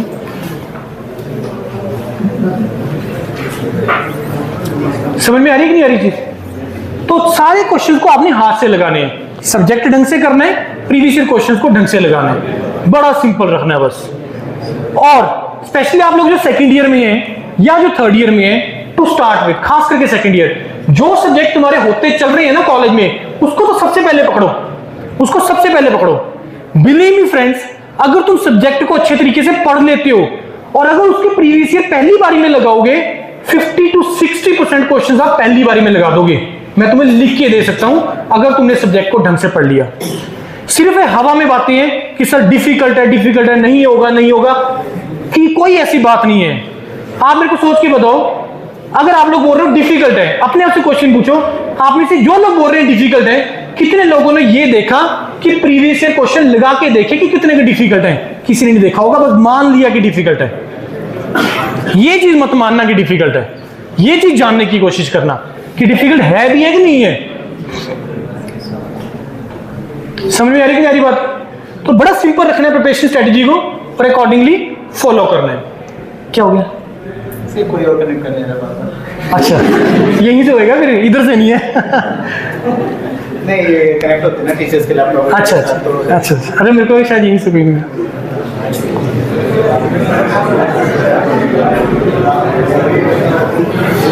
बस 5 मिनट हो रहे हैं, डन है। आगे जाओ, फिर जाना तो मैंने नहीं रुका। देखो कितने खुश हो, बैठ जाओ यार, 5 मिनट रहेंगे।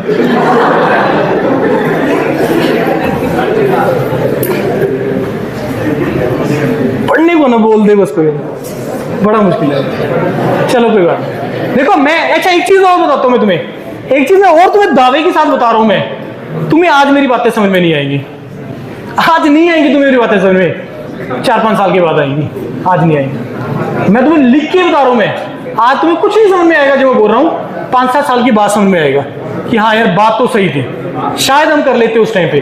और सुनो प्लीज यार, अब जितना तुम इसको करोगे वो मैं उतना डिले कर दूंगा। फिर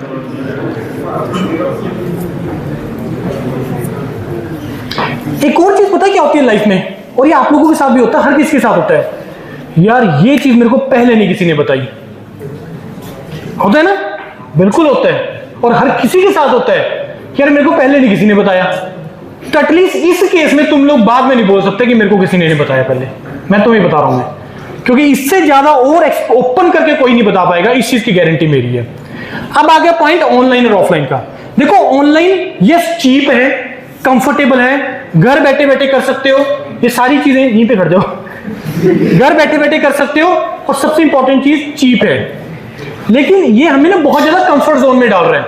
अब ऑनलाइन सिर्फ एक ही केस में जाना जो 99.9% लोगों में नहीं होता, डिसिप्लिन।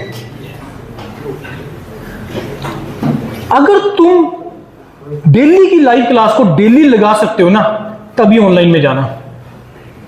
और जिस दिन पहले दिन वो लॉन्च होता है ना, किसी दिन किसी का भी, उसी दिन ले लेना। वेट करते हो तुम लोग कूपन कोड्स का, डिस्काउंट्स का, ऑफर्स का, उसमें तो ले लिया, फिर तो कभी नहीं कर पाओगे, क्योंकि जो तुम्हारा बैकलॉग है ना, ऑनलाइन की सबसे बड़ी स्ट्रेंथ पता है क्या है? अच्छा एक चीज और है, आपको पता ऑनलाइन फेल हो चुके हैं, बायजूस बंद हो गया, अनअकैडमी बंद हो गया, आने वाले जो भी आ रहे हैं सब बंद हो जाएंगे, मैं बता रहा हूं तुम्हें मैं, क्योंकि उनका मॉडल सस्टेनेबल नहीं है। सस्टेनेबल मॉडल मतलब कि जिसमें हर किसी का फायदा हो, जिसमें हर किसी का फायदा हो। इनकी थ्योरीज है, बाकियों को खत्म करो और अपना फायदा लो पहले फ्री करके, उससे काम नहीं चलता है, उससे काम नहीं चलता है। सस्टेनेबल नहीं है ना मॉडल वो।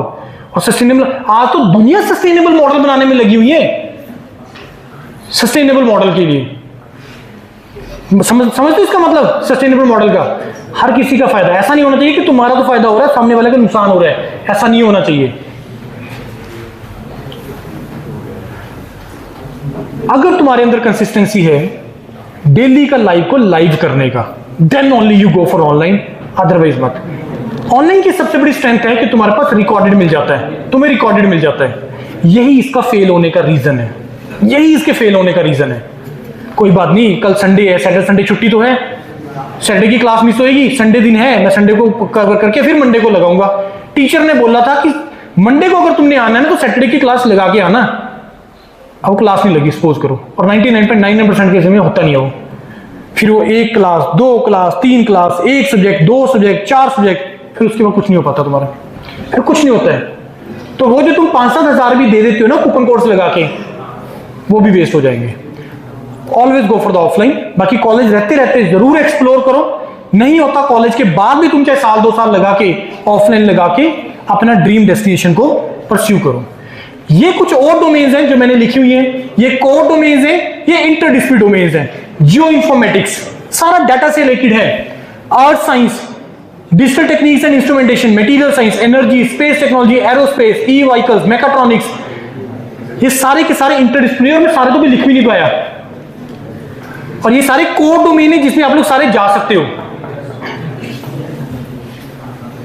एरोस्पेस, पता कौन से आईटीज में? 4 ही आईटीज में एरोस्पेस है। कौन कौन से में? मद्रास, बॉम्बे, कानपुर, चौथा कौन सा है? गुवाहाटी या खड़गपुर? खड़गपुर। बोइंग और एयरबस आते हैं प्लेसमेंट के लिए, बोइंग एंड एयरबस आते हैं प्लेसमेंट के लिए, सभी आईटीज में जाते हैं और ले जाते हैं। लेकिन ऐसे नहीं ले जाते कि भाई ठीक है एमटेक कर रहे हैं एसपीएस में आ जाओ, ऐसे नहीं। तुम्हारा रिटर्न होगा, इंटरव्यू होगा, तुम्हें प्रूव करना है ना वो तरीका, नॉलेज और तुम्हारा सुटेबिलिटी फॉर दैट जॉब, वो आपको प्रूव करनी है वहां पे। इतनी आसान भी नहीं है चीजें और इतनी मुश्किल भी नहीं है आज के टाइम पे, राइट। उसके बाद जी, if you have any query, अगर तुम्हारा कोई डाउट है पूछिए भाई, तुम्हारे फायदे लिए बोल रहा हूँ और किसी के फायदे के लिए नहीं। हाँ जी, कोई डाउट, कोई क्वेरी आपका? समझ में लगी कुछ बातें? कुछ लगा समझ में? नहीं? ओ यार सही, क्या बोला?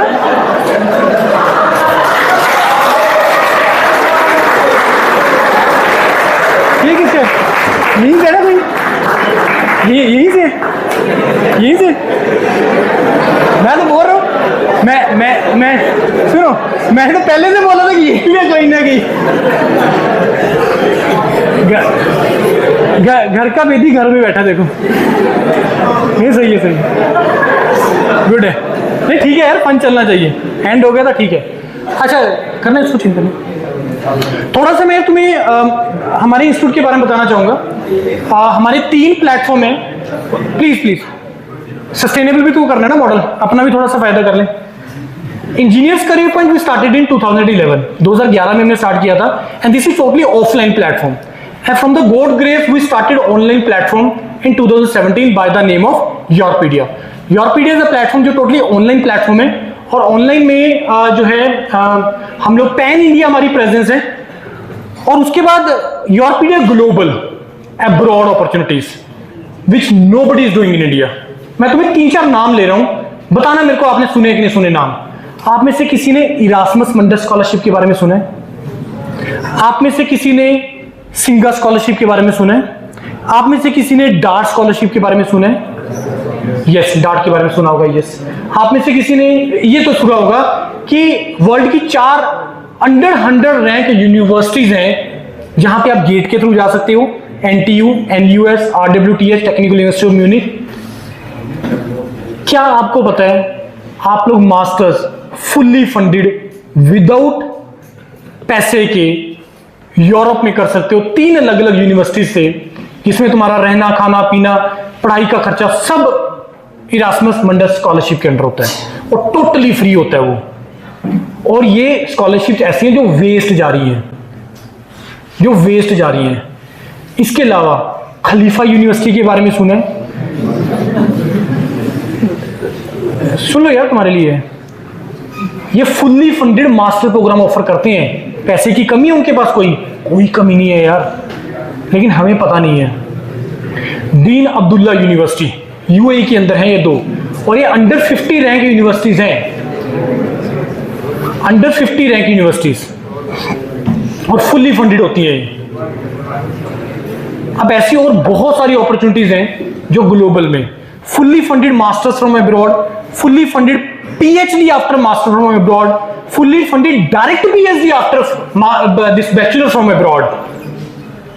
This is a platform, global platform, जो पूरे इंडिया में बच्चों को गाइड कर रहा है। लेकिन ये उनके लिए है जो सीरियस है अपने करियर को लेके, जो अब्रॉड पढ़ने के लिए जाना चाहते हैं, सिर्फ रैट रेस फॉलो करके अब्रॉड नहीं जाना चाहते, ये उनके लिए है। सो हम लोग सेक्टर 34 चंडीगढ़ बेस्ड हैं। कल को फ्यूचर में आपका कभी मन बनता है आने का, मेंटर से डिस्कशन करने का, या कोई भी और पॉइंट होता है, you are most welcome over there. बाकी अभी 2-3 पॉइंट मैंने आपको बताने हैं। पहला, हमने आपसे कुछ डिटेल लिया ना आपसे कुछ। इसका पर्पस है, इसका पर्पस ये है कि आपको एक व्हाट्सएप ग्रुप में ऐड करूंगा मैं। जितनी भी मैंने आज अपॉर्चुनिटीज बताई हैं, शायद वो अभी इमीडिएटली नहीं है अदर देन गेट आपके, लेकिन फ्यूचर में बहुत सारी आनी है। जैसे एग्जांपल दे रहा हूं, अभी बीएसएनएल ने दोबारा से रिक्रूटमेंट स्टार्ट कर दी है, जो कि लॉसेज में थी, लेकिन पिछले 3 महीने में वो प्रॉफिट में आया है। क्यों? क्योंकि वो पीएसयू बन गया है, गवर्नमेंट से हट गया है बीएसएनएल। अभी सीनियर एग्जीक्यूटिव ट्रेनी एससीटी का एग्जाम निकाला है, जेटीओ का वो गेट के थ्रू रिक्रूटमेंट करना चाह रहे हैं, करना है उन्होंने। बीएसएनएल का एक ऐसा डिपार्टमेंट जिसमें लोगों का ड्रीम होता था जाना। आज से तुम 15 साल पीछे चले जाओ, लेकिन अब उसका कोई जाना भी नहीं चाहता वहां पे, लेकिन अब ये दोबारा से इवॉल्व हो रहा है और ये प्रॉफिट में जा रहा है, क्योंकि पीएसयू बन गया, पब्लिक सेक्टर बन गया। पब्लिक सेक्टर गवर्नमेंट में बहुत बड़ा डिफरेंस होता है।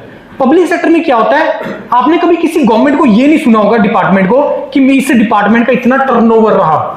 क्यों पब्लिक सेक्टर ज्यादा पैसा दे रहा है? आप लोगों ने किसी ने क्वेश्चन नहीं पूछा ये। पब्लिक सेक्टर इसलिए पैसा दे रहे हैं क्योंकि जितने भी पब्लिक सेक्टर हैं वो सारे के सारे पैसा कमा रहे हैं, उनके टर्नओवर्स हैं, वो बिजनेस कर रहे हैं।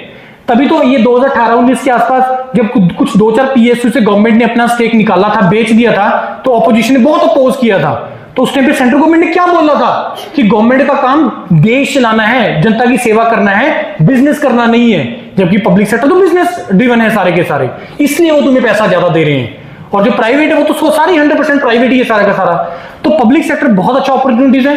अब पॉइंट ये था कि जो हमने आपसे कॉन्टैक्ट डिटेल ली है, जितना भी आज मैंने अपॉर्चुनिटीज बताया है, भूल जाओगे ना? यस बोलो। चलो, याद करवाने की रिस्पॉन्सिबिलिटी मैं लेता हूं जिन्होंने ना बोला है। पर्पस इज, जो आपका कॉन्टैक्ट नंबर लिया, आपको एक व्हाट्सएप ग्रुप में ऐड किया जाएगा। उस व्हाट्सएप ग्रुप में जितने भी फ्यूचर के हिसाब से, चाहे वो इंडिया रिलेटेड, चाहे अब्रॉड रिलेटेड, जैसे अब गेट के बाद पोस्ट गेट काउंसलिंग स्टार्ट होगा, तो वहां पे हम इंटरेक्शन डालेंगे जिनके पिछले साल सिलेक्शन हुए हैं। जैसे कंप्यूटर साइंस में 400 गेट स्कोर के ऊपर आईटी मिला बच्चों को, कोई सोच ही नहीं सकता, बिलीव ही नहीं कर सकता कि 400 गेट स्कोर के ऊपर भी कोई बच्चा आईटी में जा सकता है, और वो भी कंप्यूटर साइंस का 40 नंबर लेके, राइट? तो ऐसे वो सारी की सारी अपॉर्चुनिटीज उस ग्रुप में हम शेयर करते हैं। और उस ग्रुप में पूरे हिमाचल में जो हम इंटरेक्शन करते हैं वो उस ग्रुप में बच्चे हैं। कोई इससे ऑब्जेक्शन किसी को? कोई वहीं पे टिकाई से बैठे रहना, टिक के बैठना, क्योंकि बहुत सारी इंफॉर्मेशन वहां पे शेयर होती है, हर तरीके की जॉब रिलेटेड भी और बाकी सारी और चीजों से रिलेटेड भी।